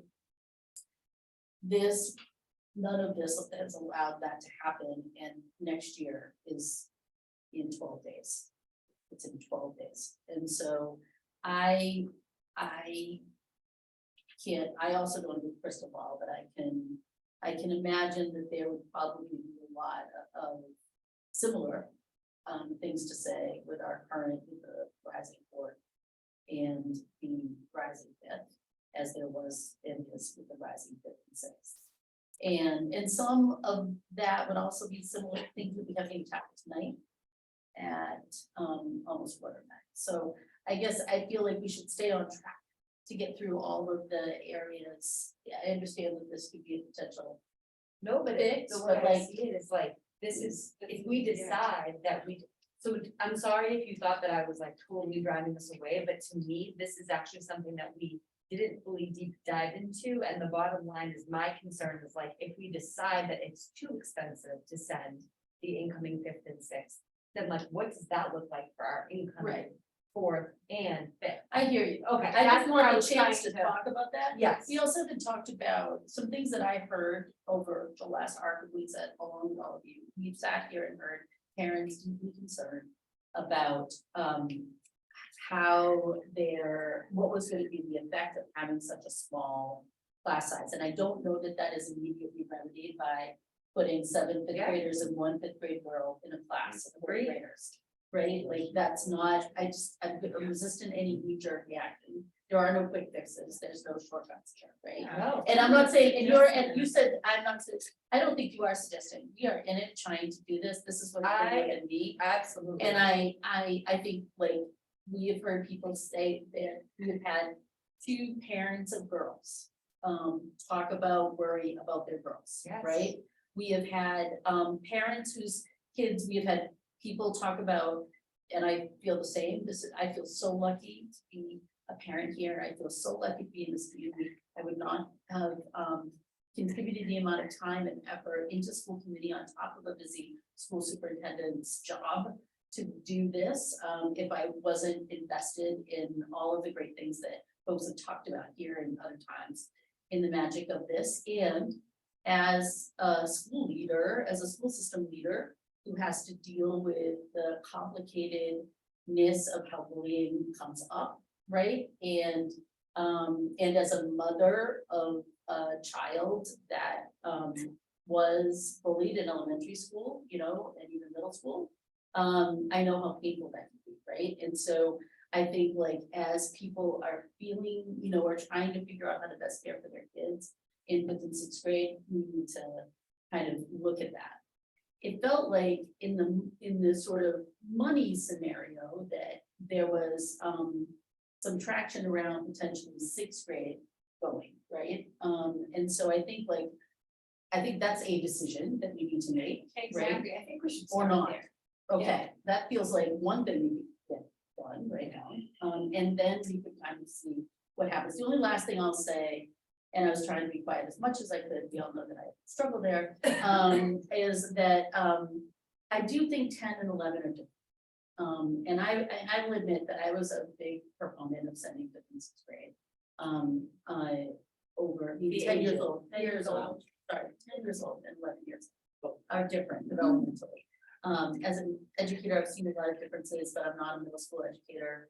My wife who is, you know, she heard me kind of voice some interest and curiosity on fifth and sixth grade, both going to Swampscott, sat me down and did some educating in-house of me. And I do, she has helped me kind of like see that. I do think there are some differences. So, why did I bring that up? Because I think that we can talk about, I think it would be useful to talk about sixth grade from a number of different vantage points for me, and then see where we're going. I think we should do this. So let's talk about grade 6. Let's do it. And what people's thoughts are as regards to the sixth grade. I mean, what do we know? We know for certain that there are 5 children in the incoming sixth grade that go to this. We know that for certain. We have no idea how many from other schools may choose once they know this option is available for their kids to go over. I would say some will probably make the decision to move their children. Not all. So the max number that we're looking at, if we choose to send 6, and if everybody in this town right now wanted to go, would be 201 stuff. Correct. If everyone decided, And then if on the opposite end, if we only had the 5, it would be 85. 100. well, if that one, and if that one. Yeah. Enroll in the school, yeah, figure out, so I'll put up to us. Okay. Beyond just the numbers, I just really feel strongly that grade 6 integrates with grade 7 and 8 in the middle school. And I think my own personal opinion is that we should send these kids. I think we should send the kids over, but it's rising, that's great, but it's not actually because it's 8 grade then, I think just because they're 5. And we know that if they stay at the Johnson school, there's maybe 6. And that number is incredibly small, and to go from that to a huge class in the 7th grade is deceptive. But if I didn't say that. No, you know, no, this is- no, no, no. That's exactly where I was going. I think it'll be shell shock. Yes, For oh, I these understand what kids. you're saying. It's just going from, oh my gosh, I have a class size of, you know, for the past 2 years of X number of kids, and then I have to integrate with this very large, you know, 6th grade or 7th grade, and then the rest. Yeah, I don't necessarily think that all 6th graders need to go over there, but this Right. 6th grade, Yeah. this rising 6th grade. And I think we have the means to support it. I think we have the means to support it while supporting and sustaining this school and having the children here thrive and creating a learning environment that can accommodate small class sizes.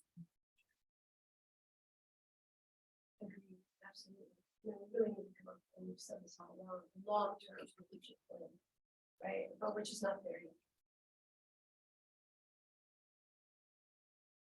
I think we should send the income sixth graders to small town. I have no doubt about what we should. So what's there, Michelle? I definitely think we should send the prizes. Just want that for this, I agree with the way you said, Gina, I think for this class only right now, because of the size of the class. And I think that is going to be the best scenario for them, and we're still going to be able to provide for all the students. Along with that, you know, there are some negotiating points that, you know, I would have to go back to Swampscott with. And for those that listen to the recording or actually were present at that meeting, mention was made about earmarking tuition to be used for the middle school. And I would like to make that a stipulation because Swampscott is in it's not very rosy over at Swampscott right now, and there will be significant cuts made and made to the middle school. So I would like this tuition to be put towards. But would that be a negotiating point that you're willing to say that we're not sending them? Is that come up during your conversations, or is this the first time that we hear you say that? They want to earmark specifically, the Swampscott committee wants to earmark this funds for middle school. They're not sure that they can. Do I think this will be a sticking point? If it comes from us, I don't think. Okay. That would be great, that's possible. But I think we should send the kids. Oh, yeah, absolutely. I wouldn't be able to say, we're gonna send our kids, these are the conditions. A, B, C, D. Okay. Now, the only other point, right, is also, we wanna work it into the memorandum of understanding that we also have the right to extend this agreement for one additional year, the year 2024. I think it would be smart to do that because we don't know what next year's gonna be. And it could be a different picture for children, there could be less. And I think to have them do this again, it's not something I want to do. So, Or I can't tell you how much sleep I lost. Yeah, over but this. I read up the notebook and I'm like, okay, what was that thought? What was Yeah. that idea? What can we do? Yeah. and not to say that we're gonna do it, but to have the option to do it if they would Yes. agree to that. And for them. And the amount would be the same plus 2.5%, which is currently. No, I want to cap it at the 60,000. It's the number that we went back and forth. And that would have been the number that we would have paid if we were setting both classes as that. It wasn't clear to me if that would also increase like our current. Okay. And 12 payments, Yes. 12 equal To payments. be spread over the life, yes, 12 equal payments. Now the only piece where they did not accept our guardrail was Bailey, and it could be statements when you're not sure, is if additional students were to come in from other districts. But the payment would be the following year versus spreading it over the life of the contract. But when So, it's a for smaller example, number. 3 kids enrolled on October 1 from another school. So Madam Chair, let me see if I can.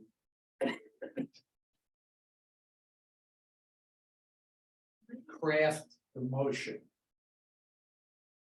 As I understand it, the motion would be that the Nahant School Committee agrees to send 5 rising 6th graders to the Swampscott Middle School 1 year earlier than the contract they would be covered under, which starts as they were 7th graders. for the cost of $16,897.70 per student.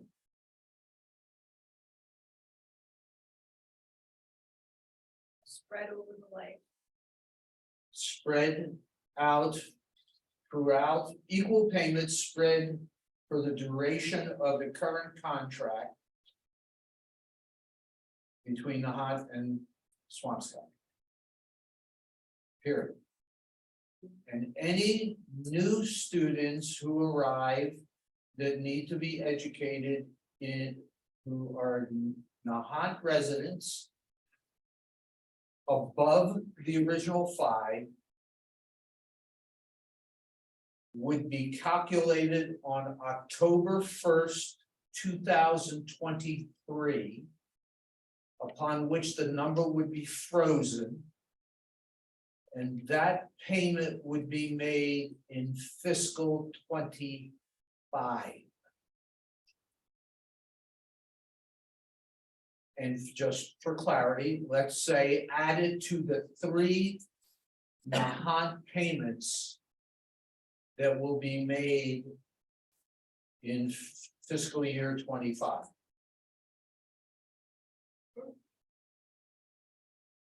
Okay. In addition, the Nahant School Committee wishes the memorandum of understanding between Swampscott and Nahant that covers the rising 6th grade to be in place and be applicable to the current rising 5th grade / the 2024 20. If the Nahant School Committee chooses that option. Okay, Did I get it all? yeah, that makes sense. And are we also pushing to earmark the money? Yes. Not as a motion, but as a. As a Addendum we or would something. like, we would. A Yeah. request. A Madam, request that Madam, Madam Chair, if I may,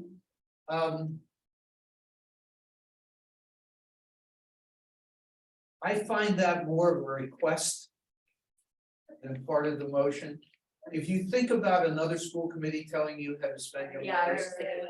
Well, it was only at their. I know, I know. They I, were I, thinking about that. I understand where it came from. I'm just thinking about it from a Yeah. an organizational point of view. But That it's strikes me as, it's tuition to go to a school for a certain grade. but you're dealing with the school committee who covers the pre-K 12 finances just like you do. I mean, But we it's can. your motion, you're the school committee, I just wanted to say that. I think if that imposition was made on me as administrator, I would have concern about it. I mean, I guess it could be discussed. Yeah, I could make it as a request. And I could also put in, I don't know how you all feel about this, a request that the payments for any new students coming in as of October 1 be spread over the life as well. Yeah, that would. Instead of the 3 Yes, payments in which- fiscal which they- 25. Which they shall have, but in my view, they do understand from a budgetary perspective. So, in addition to be 1 year after the calculation on every October 1st, then the payment would be distributed over all of the payments For me, remaining in the existing contract. I think financially, that's our. Yeah. Opportunity for us to afford the costs of any Yes. addition. Madam Chair, I'm gonna make one more comment about how they spend their money. After we give it to them, how are we gonna know anyway? It's true. You're not gonna look, That's nobody, what- nobody's gonna look at their books. No. So that's why I'm saying it's a request. Yeah, it As is. compared to part of the motion. No, that makes. And just to be clear that if we have students unenrolled that aren't covered in refund our money. They should, Yes, yes, it works both ways. absolutely. It's gotta work. Over the life of the contract, same amount.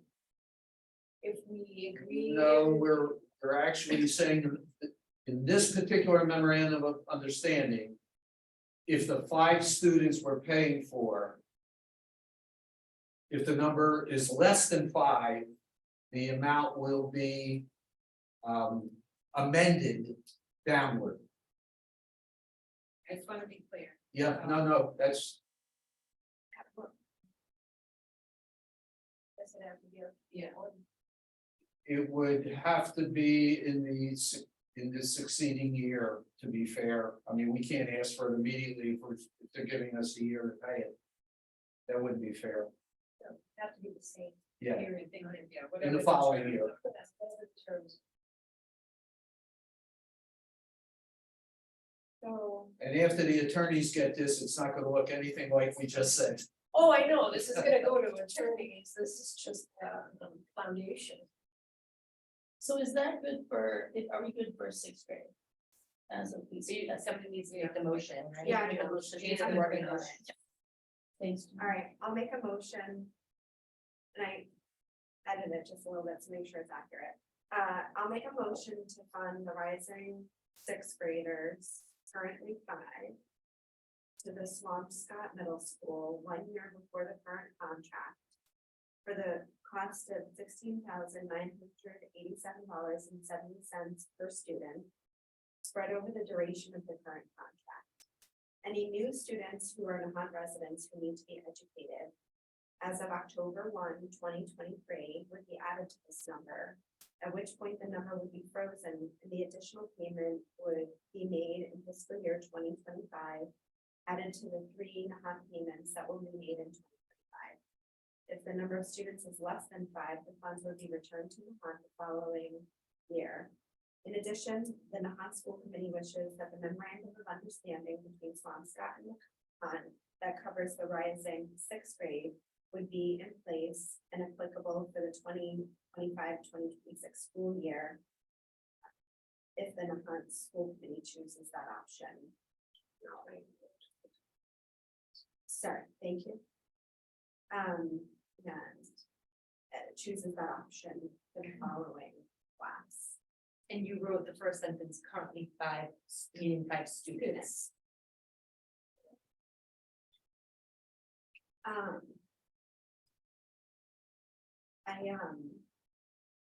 That's not happening. I thought we were gonna ask for the money to be. so my question is that a request or is that a stipulation? It is. Before the current contract, 1 year before the current contract for the cost of $60,987.70 per student spread over the duration of the current It's contract. the next parent. Yeah, it's the next parenthetical. It's the additional students. Any new students who are Nahant residents who need to be educated as of October 1st, 2023 would be added to this number. Okay, at which point the number would be frozen and the additional payment would also be spread over the. contract. Yes. Yeah. Thank you, Gina. Yeah. Thank you. And- You captured that. And the other thing that I had changed from what Tony said was, not that necessarily that we wanted to be able to add people who move into town, but any new students for Nahant residents who need to be educated, in Swampscott. Just because it would include people that move in, but also Right. people that choose to. Gina, if I could add in the 6th grade to that, Um, because if it's 7 through 12, it's already covered by the original contract. We shouldn't be paying for it. Want me to read it one more time? Yeah. I'm gonna make a motion to fund the rising sixth graders, currently 5 students, to attend the Swampscott Middle School 1 year before the current contract for the cost of $16,987.70 per student over the duration of the current contract. Any new students who are Nahant residents who need to be educated in 6th grade as of October 1st, 2023 would be added to this number, which would make the number would be frozen, and the additional payment would also be spread over the current contract, added to the 3 Nahant payments that will be made in 2025. If the number of students is less than 5, the funds would be returned to Nahant the following year. In addition, the Nahant School Committee wishes that the memorandum of understanding between Swampscott and Nahant that covers the rising 6th grade would also be in place, and would be applicable for the 2024-2025 school year if the Nahant School Committee chooses that option for the following class. I second that motion. Madam Chair, comment, if I may. Does the school committee want to emphasize that this is a short-term agreement for only 1 year, or would this grade or these 2 grades somehow emphasize that? Because there is some concern in the community, and I think validly so, that this is a slippery slope. This is definitely, yes, short term, absolutely. Hard to say that. An agreement, but we'll let the lawyers hash Yeah. out the correct verbiage, but this is a short term.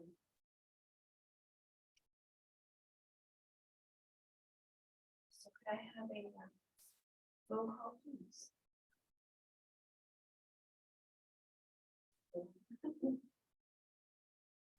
Aye. Is your an aye? I'm an aye. Have the aye. I was gonna say yes, aye. Is there a second? Leona did. Aye. Motion passes. And 6 is gonna. If they Short agree, term. if they, Short if term. they agree. If And I- they and I do agree. think that it's If they agree, important, yeah. If they agree. I think it's important to, you know, reiterate if we can't come to agreement, just so that, you know, we are in May right now, tomorrow, or the next day will be June. Yeah. For people who need to make decisions that, you know, if the 6th grade does end up staying here, that the plan is for 2 teachers, so that people have that knowledge and understanding if we can't come to an agreement. Absolutely. And so that people know, what happens next is I am going to go back to the Swampscott chair, Glenn, and I'm going to itemize this out. He's going to bring it to their next meeting, which I believe is going to be held on June 8th. And they will need to all vote on this. We've already voted. If they agree to these terms and they vote yes, then it's gonna go to legal, and legal will draft the MOU. If they don't agree to this, and I really would be very surprised if they don't, then we don't have an agreement. And as Michelle said, we will hire another teacher, and we will ensure that we have the teachers in place for this. So then, that's the 5th graders. Well, you know, someone discuss. You know, because it's almost June. I don't know that I'm at least discussing it before the next meeting. I'm really glad that we put it in place for the rising 6th graders, but I don't think that this should just be left. Oh, yeah. No, We need to talk about. So we're not. I had an idea on that. Is it acceptable protocol to go around and we have done some discussion of it and kind of very briefly say where we're in we have with regard to this conversation about what's best for them, basically, them, the budget, et cetera. Is that okay? Would that be helpful? Because I honestly, I can't tell which way we're moving. And it might be helpful, it might be time saving if we were to see how together apart we are. Yeah, we can only do this out here. So absolutely. Right. Anyone want to start? I can start. At this point, with the information that we have, I think it's not collectively a good option to send every class to the middle school. Both because of the cost and also because we have the ability to have a teacher. And I leave it to the administration to devise a plan that will allow some social and emotional support for the classes.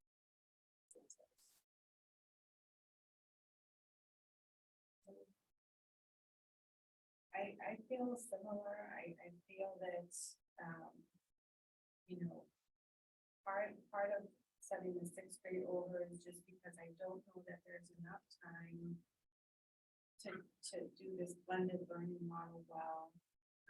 And I think, you know, I've seen personally showing up at recess, all of the kids, 3, 4, 5, and 6, playing together. And I think that it can be a success for them socially by staying at the Johnsons.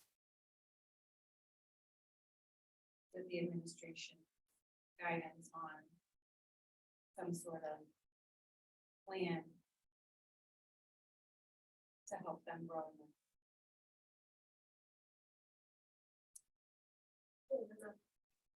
I can go, unless you want to hear it, I'm happy to wait.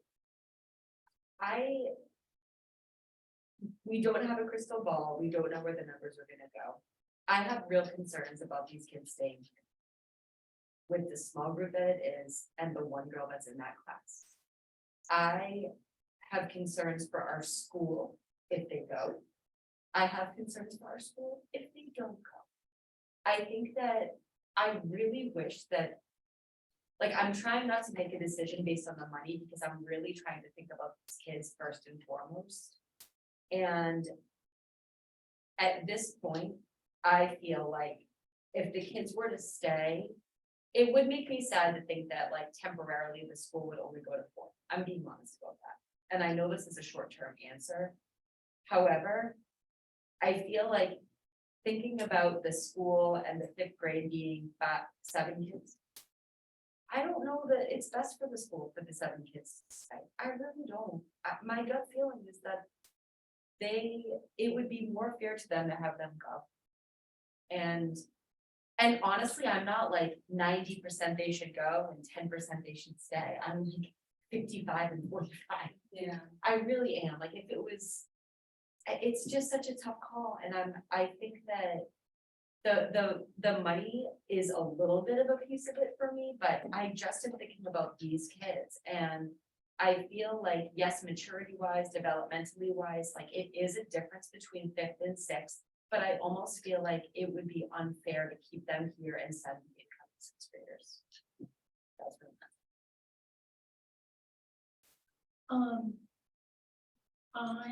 I'm feeling conflicted about this. I started out not feeling as conflicted about this.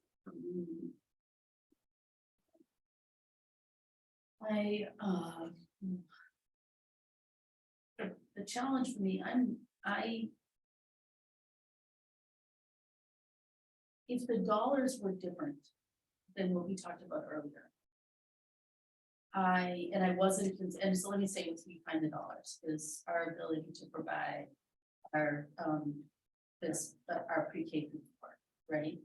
And future planning. The dollars were stable there. Then I definitely feel for this class, it is the best scenario for these kids. So let me leave dollars aside. I think it is the best scenario for these 7 students to go over. I feel that way so strongly as an educator, that it's too small and too soon.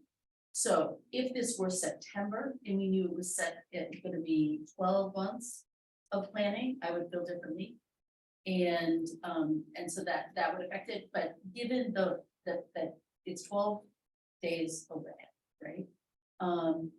I don't know that we have the time. I mean, I certainly think creating an ecosystem for a small amount of kids, but I worry about the time with everything else. Maybe this is where me being a public educator is not useful, is that I think of how much public school educators have to do for summer, particularly administrators, to be able to be ready without a sea change of this magnitude, right? Making sure they're okay for next year, given the small size.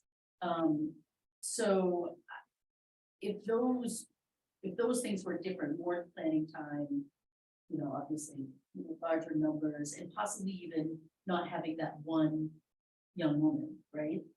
That one girl, I feel very concerned about that. And I would have followed by quickly, like the bullying comment that I made before, is bullying is not, it only happens in school, lots of different complicated realities. Towns, and lots of complicated reasons why it happens in my own system, as I said before. And in smaller environments, when a kid feels ostracized, they're gonna feel more ostracized. Or somebody feels different or alone, they're gonna feel. And so there are more opportunities in a larger environment. That's why I worry. I don't worry about Johnson's school, actually, because I'm less overall than Johnson's school. I worry about it because of these numbers. And so, you know, for me, if we can spend some time figuring out the dollars and making sure that what we would need to do over the next couple of years is going to be okay, given what we know, and then we'll be able to make a plan with the town or whatever we don't know, or I guess this would open up some more negotiation for us. I don't know. I would want to send them over. I think it's best for them. I too am very conflicted. I don't like the small size of the classroom. The reason why I brought up grade 5 being housed in the middle school is because I wanted to understand the logic when we were discussing about, okay, what's optimal for this school long term? You know, should it be K-4, should it be K-6, K-5? So when I asked, you know, what was the driver for grade 5 coming over to the middle school, the answer was space capacity. I get it, right? They didn't have the room in their elementary schools to bring over kids. So from an academic perspective, I don't really see a benefit of these kids going over. I do see a benefit from a social connection. So knowing what the numbers are, how, and this is the question that we and that I know we're grappling, that all of us are grappling. How do we make it where they do have that social emotional connection? That's the big struggle, and that's the question. So where is the numbers? I'd say I'm more keeping them here than I am sending them. And, you know, just in hearing other people talk, it brings me back to the fact that from minute to minute, my thoughts on what we should do changes. Like, part of me wants to say it's worth it for the students, let's send them over. This is, I mean, we're talking about 7, but there's the very real possibility that it could be 504, right? And I know that we can't make decisions based upon factors that are unknown. I'm not thrilled with 7. I'm super uncomfortable with 4 or 3. And for anybody that does, I mean, I think everybody in this room knows, I got a lot of skin in the game. I have one of those 7 students. And I can't express the amount of time. And I think that what I said made it sound like my decision is based on money, and it's not. I just don't know how to make that work. Right. Like, I do not know how to make that work. And the degree of what this would mean if we just sign on the line and say, okay, we agree to this plan and send you over, and what that will do to this school, I don't think outweighs keeping them here and supporting the administration and developing their social and emotional learning. That's what I should have said the same time around. And I appreciate all your comments because it made me really remember exactly why we're all thinking about this every single day, a lot of the day. Like, how do we make that work? How do we, I don't even know, like, how can we make the numbers work? I feel like we've gone back and forth. That's their final number. They're not budging, they're not capping it. How can we do that? And keep supporting this school. Yes, You know, and yes. I know, you know, we are saying, and I, we are saying that this is a short-term plan, but the money to send them affects us now. Yeah. You know, it affects our school now. Now and in And the later. years that we're paying. But we're spreading the cost, but it's still dead. And- So when we had talked about this before, we had discussed the possibility of going to the financial committee, but we knew that town meeting was happening, and so where are we with that? Like, can we discuss this with the selectmen, with other people, so that if we decide that we feel like it's not based on the numbers and what's best for the kids, just to send them, like, what can we do? Can I just carve a little, this is why I was like, before, because I'm glad you brought that up. You are the only one here, I think, with skin in this game, this particular time. And you have been so conscientious about making sure that we're doing right for everybody else, right? And I just want to publicly say that. And we are all kind of like, no, and I agree this too, like, we really, I'm not trying to do a backpack here, but I do have to say, like, the reason we're reactive about the money is because a lot of worried parents, rightfully so, brought up dollars, right, and kids. And there is a huge dichotomy of dollars and kids in the United States. But I do feel like we have tried to make sure that we are measuring all of that. And the dollars that we're measuring are really, I mean, we have brought up the town, and that's important in terms of the stakeholders of the town. But really, it's about making sure the school runs, because one thing there's no appetite for here is not having a thriving elementary school, right? That is one. So I have to say that as you put yourself out there for the very first time. And I just really appreciate that. So that's what I would like, we've got to say this out loud, because people have to like understand this, right? Like, there isn't a dichotomy, really, we've got to make sure it works for everybody. And me saying like, I'm so worried, it's just that I'm worried. It's not that you're not worried. And it's also not that I'm not thinking about dollars, because I am. I'm concerned that if we decide to keep them, that more of them will leave. Yes. And and I know, again, we don't have our crystal ball, but like, and again, it's like, one of us speaks and then the other one feels like, oh, I haven't thought, because now you're jogging my memory, like, it's like the more I talk about it out loud, the more I feel like they should stay. Honestly. Temporarily. You know, Go. we have hopefully have the option that if that does happen, Liana, that again, you know, whether we have 7 children or 3 children, the administration has to support those students. And if that does happen in 6th grade, if so on so far agrees, then we have the option to send them.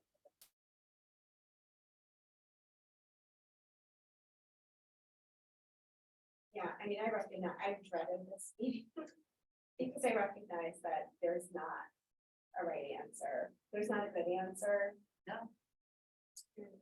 And what we want is for the future of the Johnson School to stay strong. Like, we have these lower grades that are thriving, and we have wonderful staff, and we have wonderful families. And also, by the way, a lot of other school communities don't allow for community input, and they don't like, so like, we're a very special, right? We're a very special place that we actually want to continue to thrive, and that's why I feel like I'm not saying that I don't think we can do it. That is not what I'm saying. It's not that I don't trust that we wouldn't be able to help these kids have a great, successful year. I just feel like it's My honest opinion at this point is it's unfair to the incoming fifth graders if we send the incoming sixth graders and don't send the. But Why is there a connection there for you? Because I feel like the numbers are similar. We don't know what the future will hold, I get that, but we've heard from almost all of the incoming fifth graders that the parents wanted to send. If the option was combining the fifth. Right. Only Yeah. if it was combined. Or have their own teacher, Right, which they're going to have under the plan you just voted. and I think at the age is a matter. You know, it's a matter to me. Yes, I agree. Maturity wise, and so I don't find it unfair. I find it correct. Madam Chair, if I may, I also want the members of the school committee to know that we won't be starting from a 0 point in terms of moving students from 2 different grade levels. For example, that we can work with Northeastern in terms of marine science. You know, we typically have put them either grade specific with Northeastern, but there's no reason we have to do that. And we can have them hear more. The science curriculum is basically a packet curriculum that we can regroup for that. The garden club and all the science activities in the garden club can be regrouped. As you all know, we already have reading groups that are multi-grade, but we could have writing groups that are multi-grade. And our math program is very independent and technology based in many ways. And those groupings can be made different. But you're not talking about the 4th and 5th being combined, you're saying that the 5th graders, the 7th, 5th graders, or however many there are, could have these different experiences with other.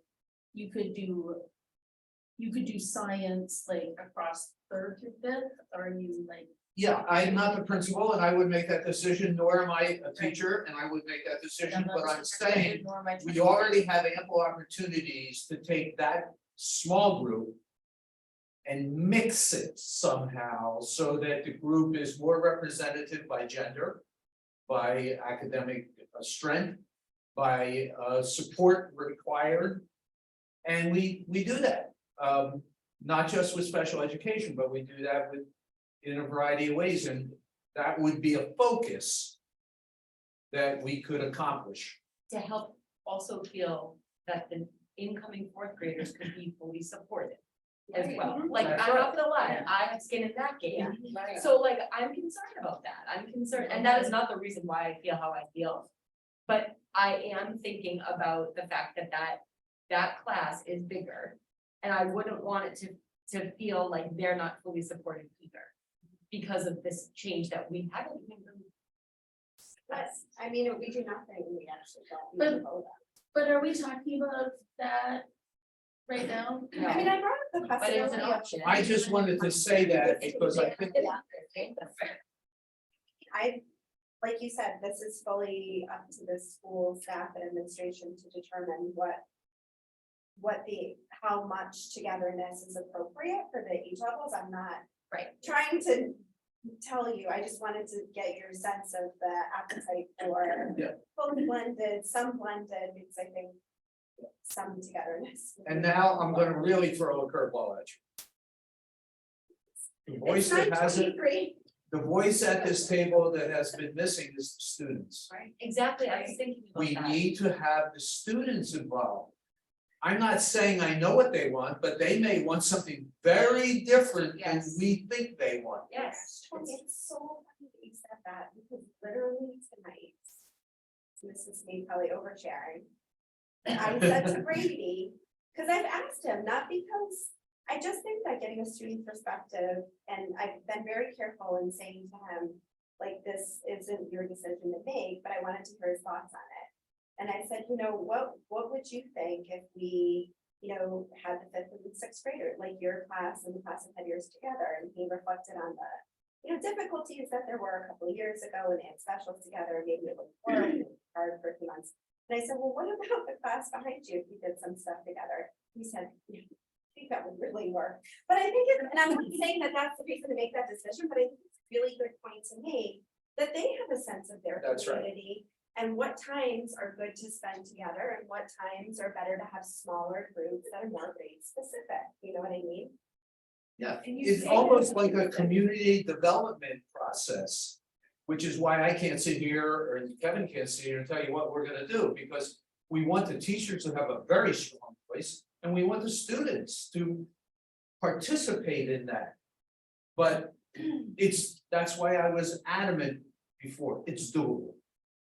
You know, we're not building a rocket ship to Mars with Right. sand.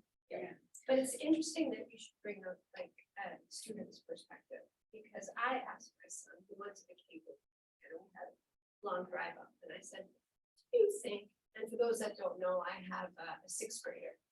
Do you think, I asked him, would you have been ready to go to middle school after grade 4? He said, no. Absolutely no. I said to him, what are your thoughts? And I actually gave him the problem that we're dealing with the small classes. I'm like, I'd be curious as to your thoughts about how to integrate. You know what he said to me? And I was just blown away. He's like, Mom, it's rather easy. I'm like, well, enlighten me, please, because I've lost a lot of sleep over this. He's like, you just have to like integrate the classrooms. He's like, we all get along, we all know each other. And he's like, and you have to make sure that you have the teachers. You can't cut teachers. He actually said this to me. Yeah. He said to me, you might actually need more teachers. For every teacher out there, you're gonna get a kick out of it. He said, and you actually have to pay them more.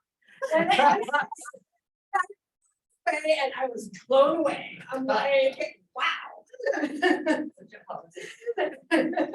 Gonna be mayor. I think that is the experience, like, not to, I mean, I love that, and it makes me want to know your son.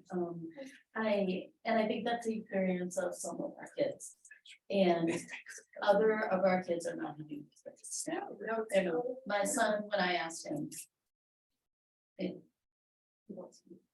He's a rising board. He's like, please don't put me in this. So, you know.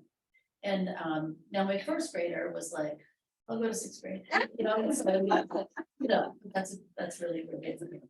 But my third grader, rising grader, is, you know, because I saw that sort of writing. And so like, I just think each, you know, and he's fine, he's totally fine, he's living his best life, having a great time, but like, I do think kids are gonna, just like us, you know, kids are gonna come from their Johnson experience overall with their own grade, another grade behind them. And there are other kids that are gonna do it. So I think, you know, it is good to get input, and I would also, yes, I absolutely have such great faith in Kevin, you and Tony being able to pull it off. I just I would want you to have at least a year to do it. And I wouldn't want to see you crammed, because I just seen it go awry too many times. And in my own education.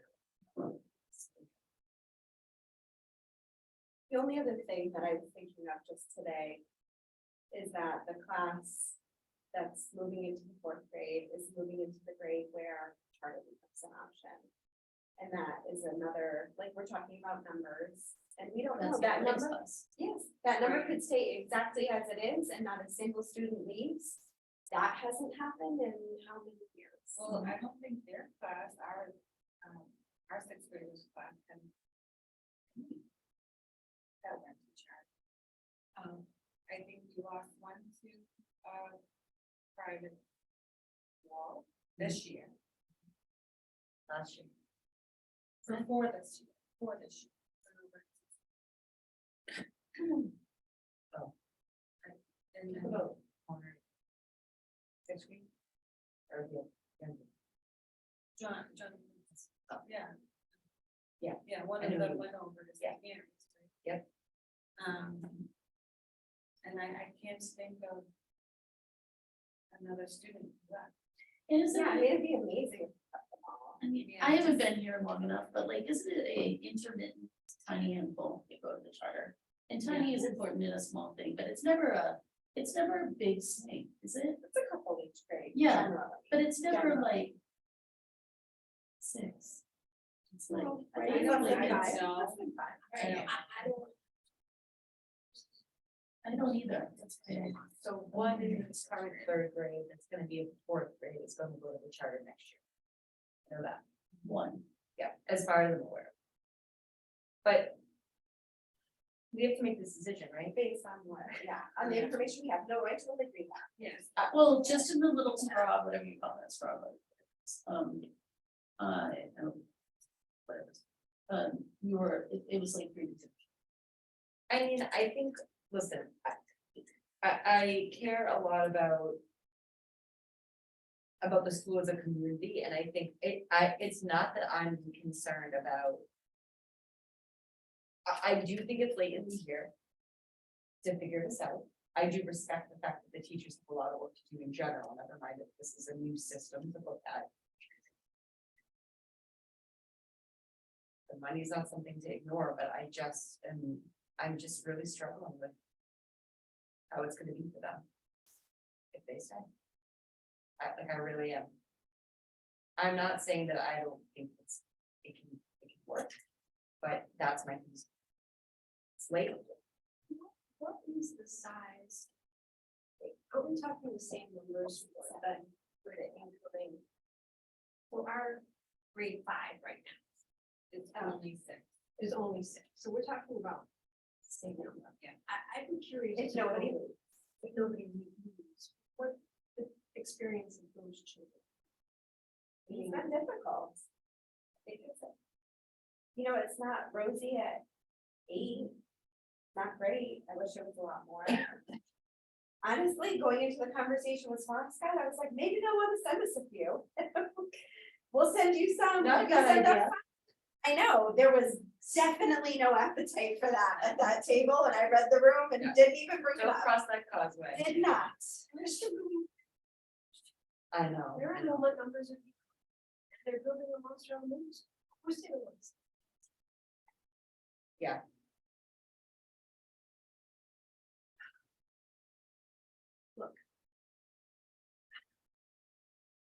I don't know how everyone knows it, we need a little bit more time, they're not gonna be until June. I don't mean. I'm not opposed to them staying. I'm just really concerned about what it will look like if they. I'm leaning towards that I prefer them to stay at this moment. And I go back and forth literally by the moment, but I'm not ready to vote to send them. I guess that's where I land. I am not ready to vote in favor of this. So, So with the information that I have right let me ask this though, so they're not meeting until the 8th. So you wanna come back to talk about this again? We can, but To- what can? I don't know what new information will come on. You know what I mean? I don't know what new information. That'll make me uncomfortable with that. No, I agree. Unless, and I'm going to turn to you, Kevin. to you two. Is there, I guess the question is, what could that look like, right? What could it look like if the 4th graders have class in here next year? The 5th. Yeah, right, yeah. Yeah, so we do this, how about this, how about we ask Madam Chair, how might it be different than what we did this year? What have we learned from having 6 students in the current 5th grade? That would be Yeah. helpful. So I think that what we wanna look at, we wanna continue the shared snack, continue the reading groups that we like, add writing, because that's a skill and not a content area. And then also look at what other opportunities there are for the classes to come together. I think one thing is the way you sit. I taught, my first job was that as sub-separate, as private school for students with learning handicaps. We had 6 in a class. We sat at a reading table for the class period, rather than using a full classroom. And that stopped people from, you're not gonna shout out when someone's right in front of you. You know, so that was one thing that was mentioned, you know, that just the behavior changes. It's gonna be like having class at a dinner table for some of the courses. And then some of the courses will be whole group instruction where you see a traditional full-size class. That's one example, I think. From an academic perspective, I could see these kids. Oh, absolutely. Oh my gosh, Yes. their ability to learn and just pick up material and just move through it. It's amazing. Yeah, Madam Chair, you heard the teacher's viewpoint on the academia. That's not the issue. They have time to individualize, to differentiate. We also have not probably done as good a job as we should have with combined special activities. Right. We still have that mindset of fifth grade, second grade, third grade. There's absolutely no reason why next year, the fourth and fifth grade can have combined every special activity we do, there's no reason why they can't do it together. What would the negative of that look like? Like, we have tried to combine them before, right? And what went wrong? Not these two No, classes. Not no. these two classes, but what went wrong? That's not germane to this conversation, that was unique. Okay, I already mentioned the fact that we had 3 out of our 4 specials who no longer work here. And they were all late hires because that was, I'm gonna go out on a limb and say the students involved were a minor part of the failure of that. okay. But I think it's a good point that getting feedback from the staff on how they could see it working better. And compared with what they just went through this experience, what would work better? That would be great information. And what ideas do they have? You know, in Yeah. terms of. Those conversations are already begun. And he was in the parade. I mean, and to that point where people are concerned about that, you know, we have their contact information to provide. It's go do the activity that, and, you know, as sixth grader, generally. That would traditionally done by the sixth grade. Oh, absolutely. Why not keep the traditions? I use them. I don't understand what So you're saying. basically, you know, there's concerns of for boys that, you know, what about all of these special things that graders get to do and have? And why not just continue those, but just open it to the children who are sixth graders? You know, not to lose their Johnson connection. They came through here. You know, have that still, just a thought, you know, just, you don't have to lose it. Yeah, I mean, I actually wondered about that, like maybe being part of the solve, and I just don't know the temperature that Swampscott would have for this, but like. Is there a world where Swampscott, you know, understand where we're at financially with this decision? And as educators care where we're at in terms of supporting the social emotional life of these kids. It's an enhanced ways, we certainly do a certain amount of that here. And that are there places where our fifth graders could be more of the life of the fifth grade in Swampscott at some juncture points, right? Could we use some creative scheduling, probably more here with the fifth grade, to have our fifth graders like do some of the things with the fifth grade from a social emotional specials or something extra in band, or I mean, I don't but I don't know, is there a third way? You know, through this, then everything has to happen through here or nothing gets to happen through here. Yeah, I mean, the other thing I thought about was inviting some of the Swampscott classes over to join in some of the Northeastern activities here. There you We go. have some pretty phenomenal Yes, yes. activities that happen, that they might want to do a combined field trip. And even independent of Northeastern, I mean, we do live on a damn Yes. island, it's cool, right? There's a lot here. And there may be some great places to combine, there could be some structured help with friendship groups. You know, thinking about kids that want to explore out a little bit, I don't know, I am spitballing, but it feels like we should I wonder if this is a false dichotomy. Well, I love the idea. and I Not a think- fault, I wonder if this dichotomy is not as strict as it has to be. I don't know if they would be open. to kind of discussion. Logistically. But I don't see why they wouldn't be open to like. Or things of that. nature. And, yeah. With some Why wouldn't support, they so it's be? not 7 kids sitting in the back on, you know, like, Yeah. I'm thinking of like. Almost like having a you know, like teachers are wonderful beings and we know how to create some artificial friend groups that become real. Over time.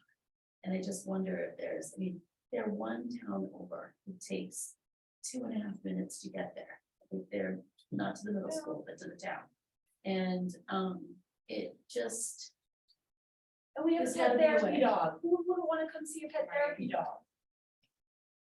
I know, I feel like we're all about the administration right now. I'm sorry, we're not trying to tell you how to run. No, you know, I'm just trying. But it's curriculum here, just trying to brainstorm Ideas, make us feel more comfortable in our decision on this. Right. Right, I feel pissed off Yeah. about them, I really do, I feel like, I do, I feel pissed off about it for these small amount of kids. What's I do think it's the best situation. for What them. bothers me is, look, I understand that.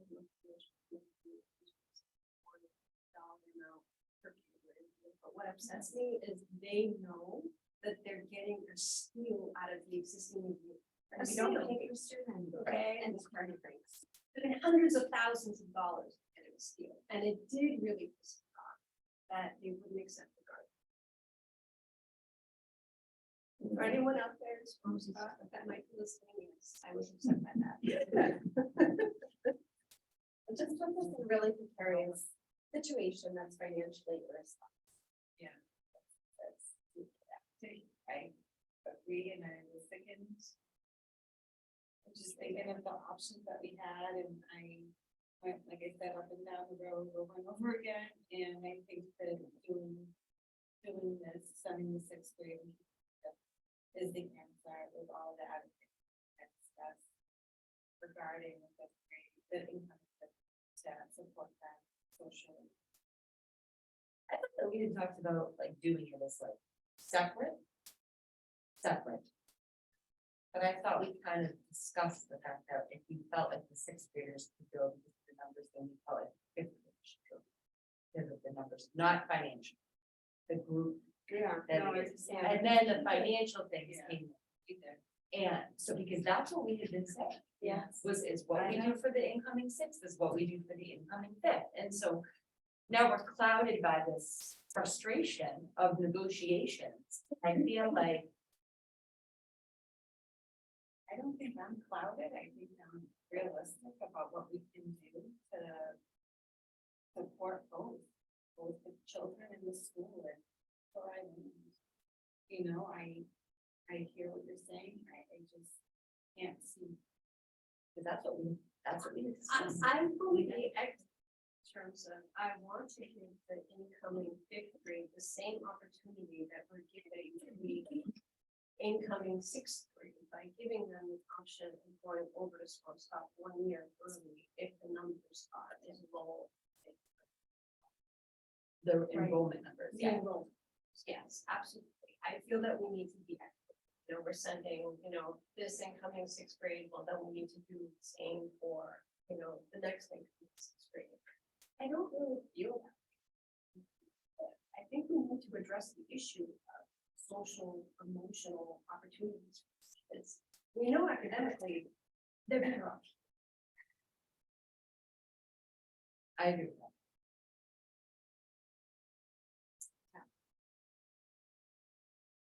And unless more information finds this stuff there. And I don't know, maybe in your future conversation, you and.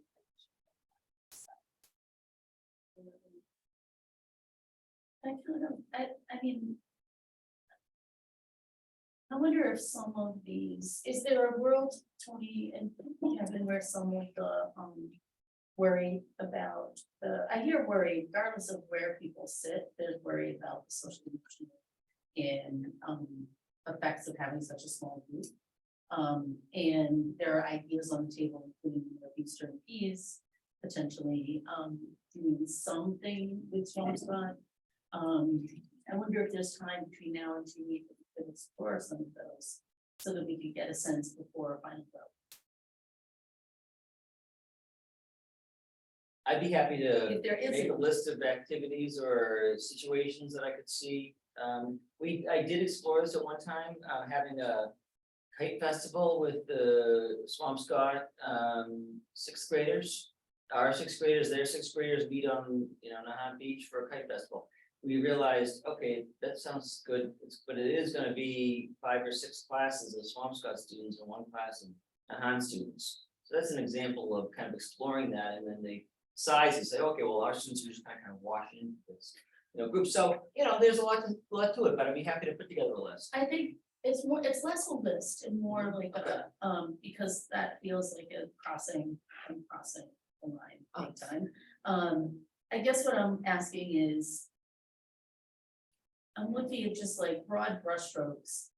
Here's a way to think about the idea of a third way, and less of a list and more like just some genre thing that you may be able to explore next year, or ways you can do things here that have nothing to do with Swampscott, that are just here, I don't know, that That may seems make like a us great all, possibilities. that may make us all feel a little bit better, just because I feel in the absence of that, it's faith, which is considerable, that we'll figure it out. But if I'm sitting here and I am a 5th grade, I'm not a 5th grade parent, if I were a 5th grade parent, I might want more of that, I might want to ask some questions before we have a final vote. It's been a lot of conversation, this has been the first few, long conversation that we've had in public, right? In open session about this. We've talked about it every time for the past, ages. But of this magnitude, and I don't know, it might be good to hear. I don't know, when is our next meeting? Yeah, the Is it- 13th. We can have another one. It's not to say that we have to be. That's kind of what I'm concerned about. It's like, we're gonna do another one of these where it's like we have the same conversation. I No, know. It's sort of like, what else do we need to know? I guess, so for me, to answer my own question, what else do I need to know is that this has been a different discussion than what we've discussed before. We had discussed, like I said, setting them each separately, but together as sort of like, this is our decision for them, because we thought that made sense in terms of the numbers. Now it's like my head is moving in all sorts of directions of like, what does that look like for the upcoming 5th grade? And what does that look like for the upcoming 4th grade? And so that's where I'm sort of like, if all of those new pieces didn't come to light, I don't, that I'd be like struggling right now. I mean, initially, when we set up, before we even met with Scott, we didn't know what their temperature was on things. Yes. Because we were not in agreement that we should go. Yeah. We weren't, so, we did land to say we could send both, and we're gonna see what those numbers are, right? And then we got the numbers. And not for lack of battle. Right. But again, for me, it's not. I don't think the answer should just be about the money. It's not. And like, but- I agree. It shouldn't just be, it's a fact.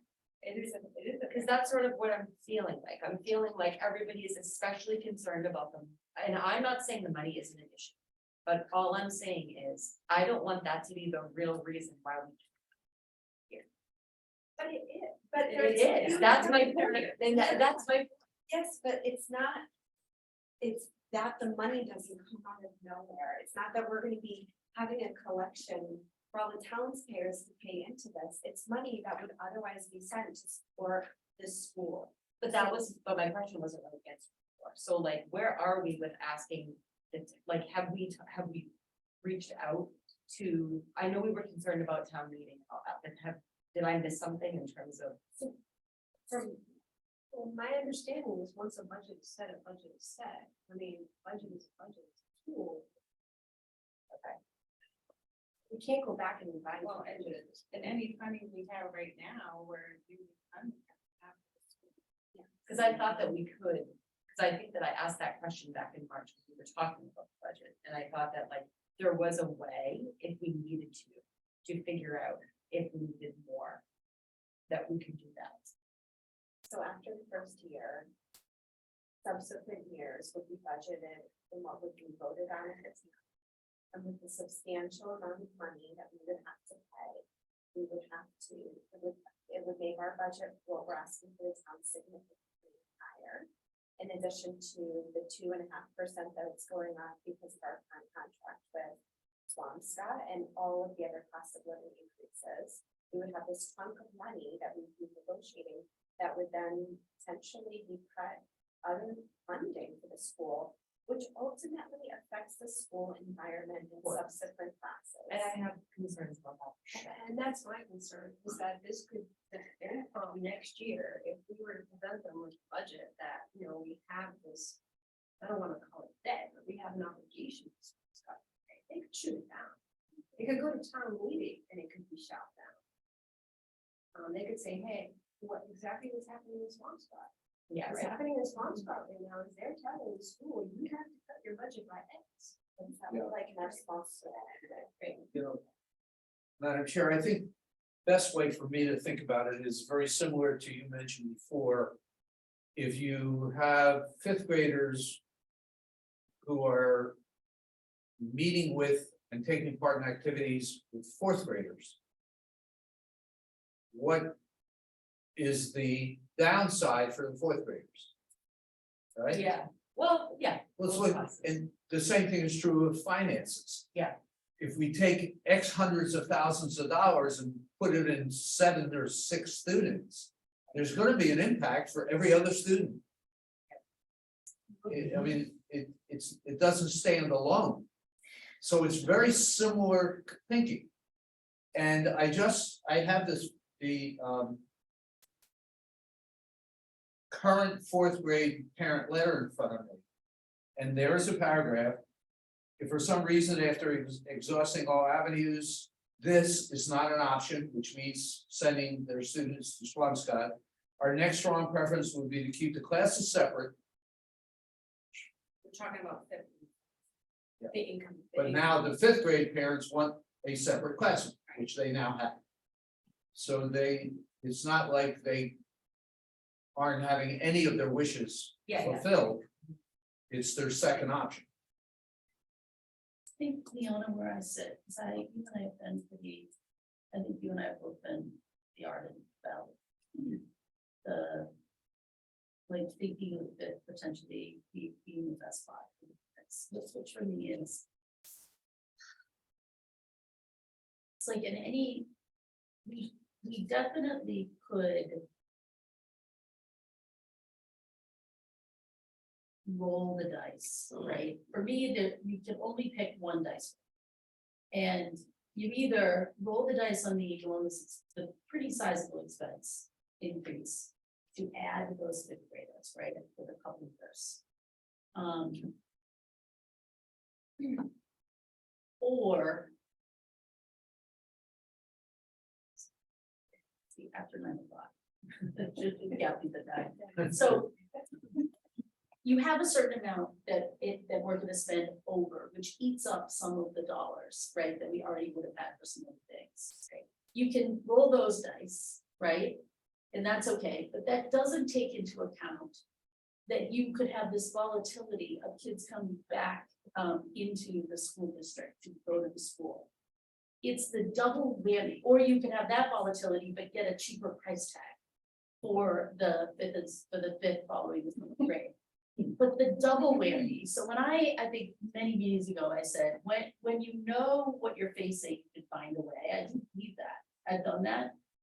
But knowing what you know and knowing it's gonna be a little painful financially, but recoverable. But then also adding what you don't know. That's what started to scare me, because if fifth goes over, fifth and sixth go over, right? we don't have a lot of time. Let's say they go over, it's fine, the money's fine, which it's not, right? But let's say, let's pretend, okay, let's pretend for a minute. We still would have a sizable piece of work to do to establish this as a short-term pre-K through 4 for a couple of years. Because it is a different thing. A pre-K through 4 is different than a pre-K through 6, right? And that's gonna feel like a shock thing. I mean, Mr. Bollock is gonna have to think of, like, he is gonna have to figure out the big 5th grader that is gonna have to do the drop, right? Like, he is gonna have to like think of these things and every other non-cute thing that we would have to figure out. We would have to, like, they're gonna have to figure out, and that's with the good version that doesn't exist anymore of the scenario, right? When you consider the volatility, and the thing that gets you out of that is having a little bit of money. If you wipe out all the money, and there's no there's no other money, and you're really just going to the town select and saying, please give us more money, which there may not be any, right? I don't know any, and I don't know, I can barely do this. I don't know what they're doing, right? God bless them. I don't know what they're doing. And so, like, I no, I know. I mean, I can't, right? Yeah, right, okay, like, what things, but then, like, then I start to get worried about them doing that. And also only for 2 years, right? So I wanted to share my own, I'm sorry, sorry. It's not, and I just, that's super good to me. I'm not, I just really wanna think, I feel like we had a big shift tonight. Like, I know that we all didn't strongly feel like they should go, but a lot of our conversations evolved around the possibility of sending them both, and now I'm feeling like, wow, this looks different. Because of the meeting that happened, counter proposal. I know, but still, we haven't been able to like. And we can't And all this- have our own lives. Right, yeah.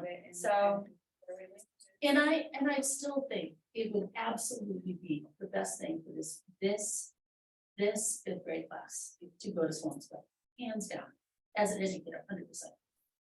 I just have been, hit tonight with this conversation about what it means, because there is a duty of care for us to look at all of it, and it is okay if any of us want to still, like, any way we feel like we need to vote, we need to vote. Yeah, we have to vote, we can't vote. Then we vote. We don't Then have let's- to vote, there's no motion on the table. When would we vote? Like, it's, There's Well, I no think there's motion, no, nothing like, is chapter changing. 15 for that grade. oh, Yeah. grades Right. 5 stays here. meaning, No, oh, there's gotcha. no vote neither. We only need a vote. And I also, I I meant, also we have to feel come like up with a if decision. we vote and new information comes to light, now we voted upon. I just think that we don't take any action. I think Yes, that's- I meant a decision. I didn't necessarily. So for the families who are in the 5th or incoming 5th grade to know where we're standing at this. That there's gonna be a 5th grade class at the Johnson School, that's their encouragement for innovation. Yeah. The work is the problem. It's a shame that they really don't. If you really think about the quality of the education. It'd be a huge fact. Oh, yeah. If my child was in school.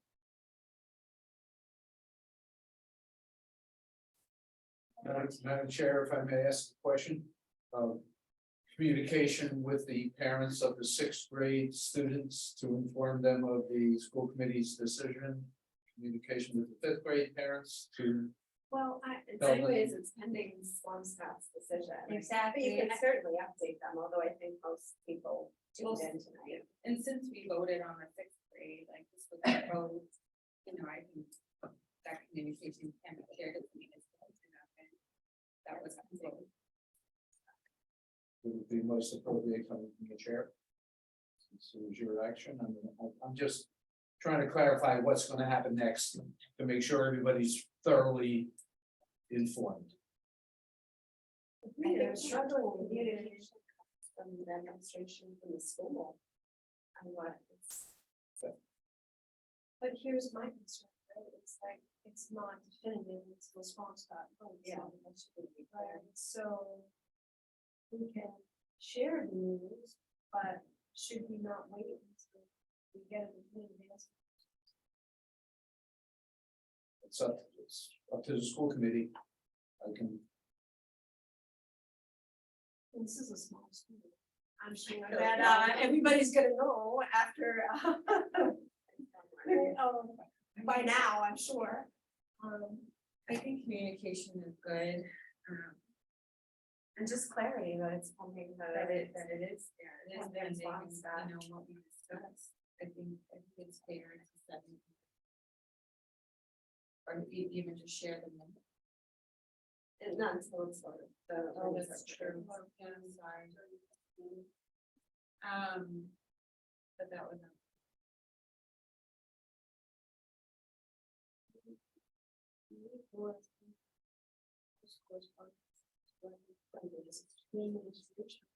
whatever you want, Madam Chair. Okay, I'll write some up, share it with the school committee, see how you like it. And so for everyone out in the audience, I just want to say thank you. And for everyone here today, I just want to say thank you. This has not been easy. We've lost a lot. And we are trying very hard to do what's in the best interest of this. So thank you for your. Other community business and announcements. Does anyone have any other community business? No. Does anyone have any announcements? No. I'll make a motion to adjourn at 10 o'clock. I second that motion. All in favor? Aye.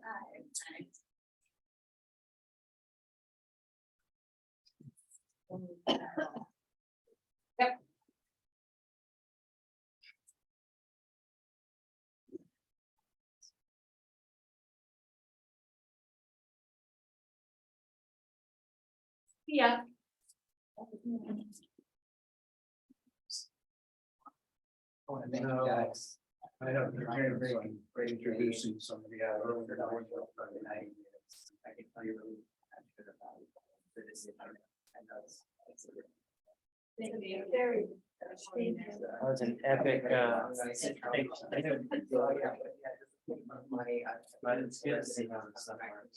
Yeah. There was an override at school. Yeah. And the difference is when you're sitting here, you know, people are acting and doing things for you and not to you, right? And that's a huge The one difference. thing I had wanted to say was just at the end with the communication, you know, it seemed sketchy the first time because nothing was said and we can leave it.